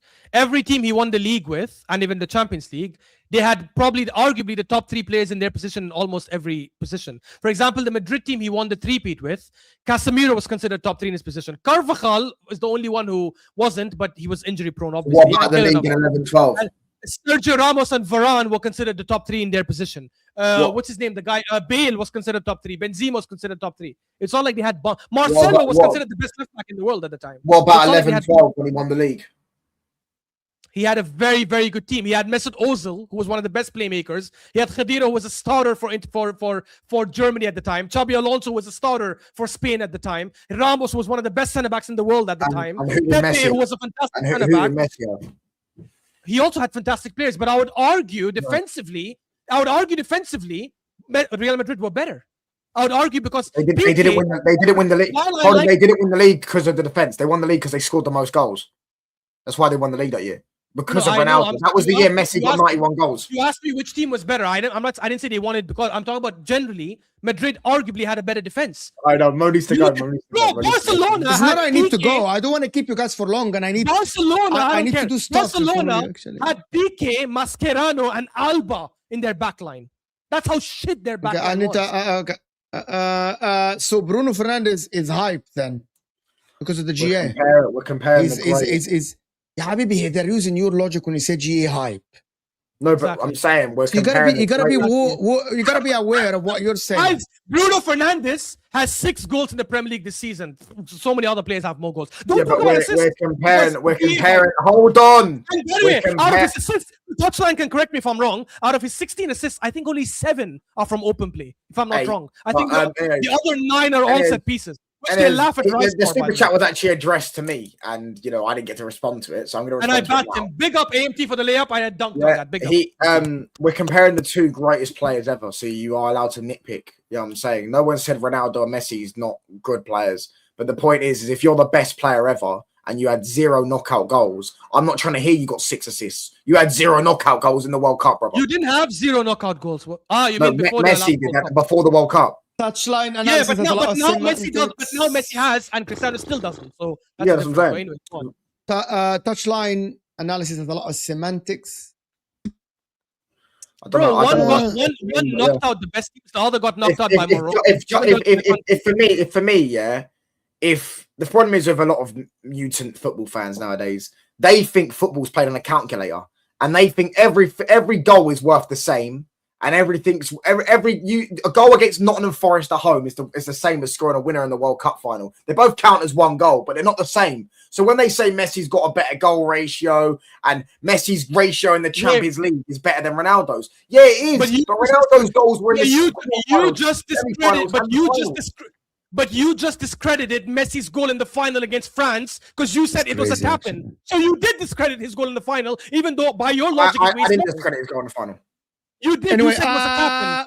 You said it was a tap-in. No, I said Ronaldo would have scored that. This is what happens when you say so much waffle. You end up contradicting yourself when you come in a full circle. No, I said Ronaldo would have scored it as well, which he would have. But he didn't. He never did. Ariz is saying you can put Ronaldo in any team. They did put him in any other team, and he didn't work out at all the other teams. What do you mean? Portugal won the Euros. Despite the fact that he didn't play the final, so I don't get your point. If there was no he went Xavi to United at the age of 35 and they got worse. If there was no Xavi, Iniesta, Sergio, and Messi wouldn't have the same legacy, whereas Ronaldo played with different midfielders. Yeah, and if Cristiano didn't play with Ozil, Modric, Khedira, world-class players, Scholes, Roy, if he didn't play with world-class midfielders, all those players, if he played with Tottenham type of midfielders, he wouldn't have won anything. Hold on, he won a UCL without all those players you mentioned. Every one of those players you just mentioned, he's won a UCL without them. Which UCL? Name me the UCL he won without them. Name the players. He's won 4 without Scholes and Keane at UCL. He didn't play with Keane, by the way. He played with Keane when he was like 20. Not Keane, but he had right. Scholes and Ryan Giggs and Carrick. He won 5 without Ozil because he never won the Champions League with Ozil. Right? Who else did you name? Modric. Wait. He had Modric. He had Khedira. He had Xabi Alonso. He won the Champions League. He won Casemiro. He won the Champions League without Modric because he won it at United without Modric. He won the Champions League without Cruz because he won one with Madrid. You are missing my point. You're saying things that I'm not saying. He had world-class midfielders or midfielders who were at a very high level in every single team he's won. So that argument is stupid. Yeah, but Rakitic, when they won the treble in 2015, right? Nobody considered Rakitic a world-class midfielder until that season. What are we on about? Iniesta was 35 years old, or however old he was. Xavi was not even a starter in 2015 when they won it. The point is, what are we doing? Messi without Xavi and Iniesta never won. Messi without Xavi and Iniesta never won the Champions League. Whereas Ronaldo, without all these midfielders, you're saying he still won a Champions League. I would argue Xavi and Iniesta without Messi would not have won any of these things because Messi they pissed the fucking Euros and the World Cup, bro. They were dominating during that period. I said Champions League. You didn't hear me. I said Champions League, not the. They won it without him. They won it without him, didn't they? In 2006. What? That's because of Ronaldinho, not because of Xavi and Iniesta. So they still won the Champions League without Messi. Thank you. No, they didn't. I'm saying that Barcelona team with Xavi, Iniesta, and whoever else was there around them would not have won it if Messi wasn't there. The one they won in 2006 was because of Ronaldinho and Ito and all these guys, not because of Xavi and Iniesta. By the way, Xavi and Iniesta were not even the best midfielders in Barcelona that season. It was Deco. Again, something you would know if you were watching football at the time. Nobody said Xavi was the best midfielder in Barcelona at the time. Deco won midfielder of the year in Europe. What are you on about? Such a weird garbage argument. I can say if Cristiano didn't have Di Maria and Bale to bail him out in the finals against Atletico, he wouldn't have won that. I'm gonna say one thing. If it wasn't for Bale's forced own goal against Man City in 2016, he wouldn't have won. If it wasn't for Ramos's header against Atletico in 2016 and the penalties, he wouldn't have won the 2016 Champions League. If it wasn't for Bale's overhead kick and Karius's blunder, he wouldn't have won the 2018 Champions League final. What a stupid logic. Top players need other players to help them. That's normal. Last thing, Xavi didn't start in 2015. What the fuck are you saying? Exactly. He was on the bench. Yeah. Listen, I want to thank everyone that joined us. We're not going to put in another word. I just want to thank you. This is one of the best shows you guys ever watched on YouTube, probably for the year. Is massive discussions about Arsenal, Man United, Man City, Chelsea. We actually, Liverpool. We actually covered Messi and Ronaldo debate, which is this. We covered everything in football. Over the last 15 years, to be honest. We literally covered every single club. The only thing we didn't cover is the irrelevant club of Tottenham Hotspur, which is, I wanted to cover, deserving. I wanted to cover them. But listen, Touchline Facts is going live right now with Ahmed. Listen, that is going to be a fantastic show. A United fan. Oh my, Touchline and Ahmed and what's... Oh my God. I've had one mutant, now I've got another mutant to deal with. But yeah. Stop calling people mutant. You know what the word mutant means? Can you stop? I know. I don't mind it. I've had one annoyance, and I've got another annoyance. But I've got the other side. I've got one stat merchant, and I've got one eye test merchant.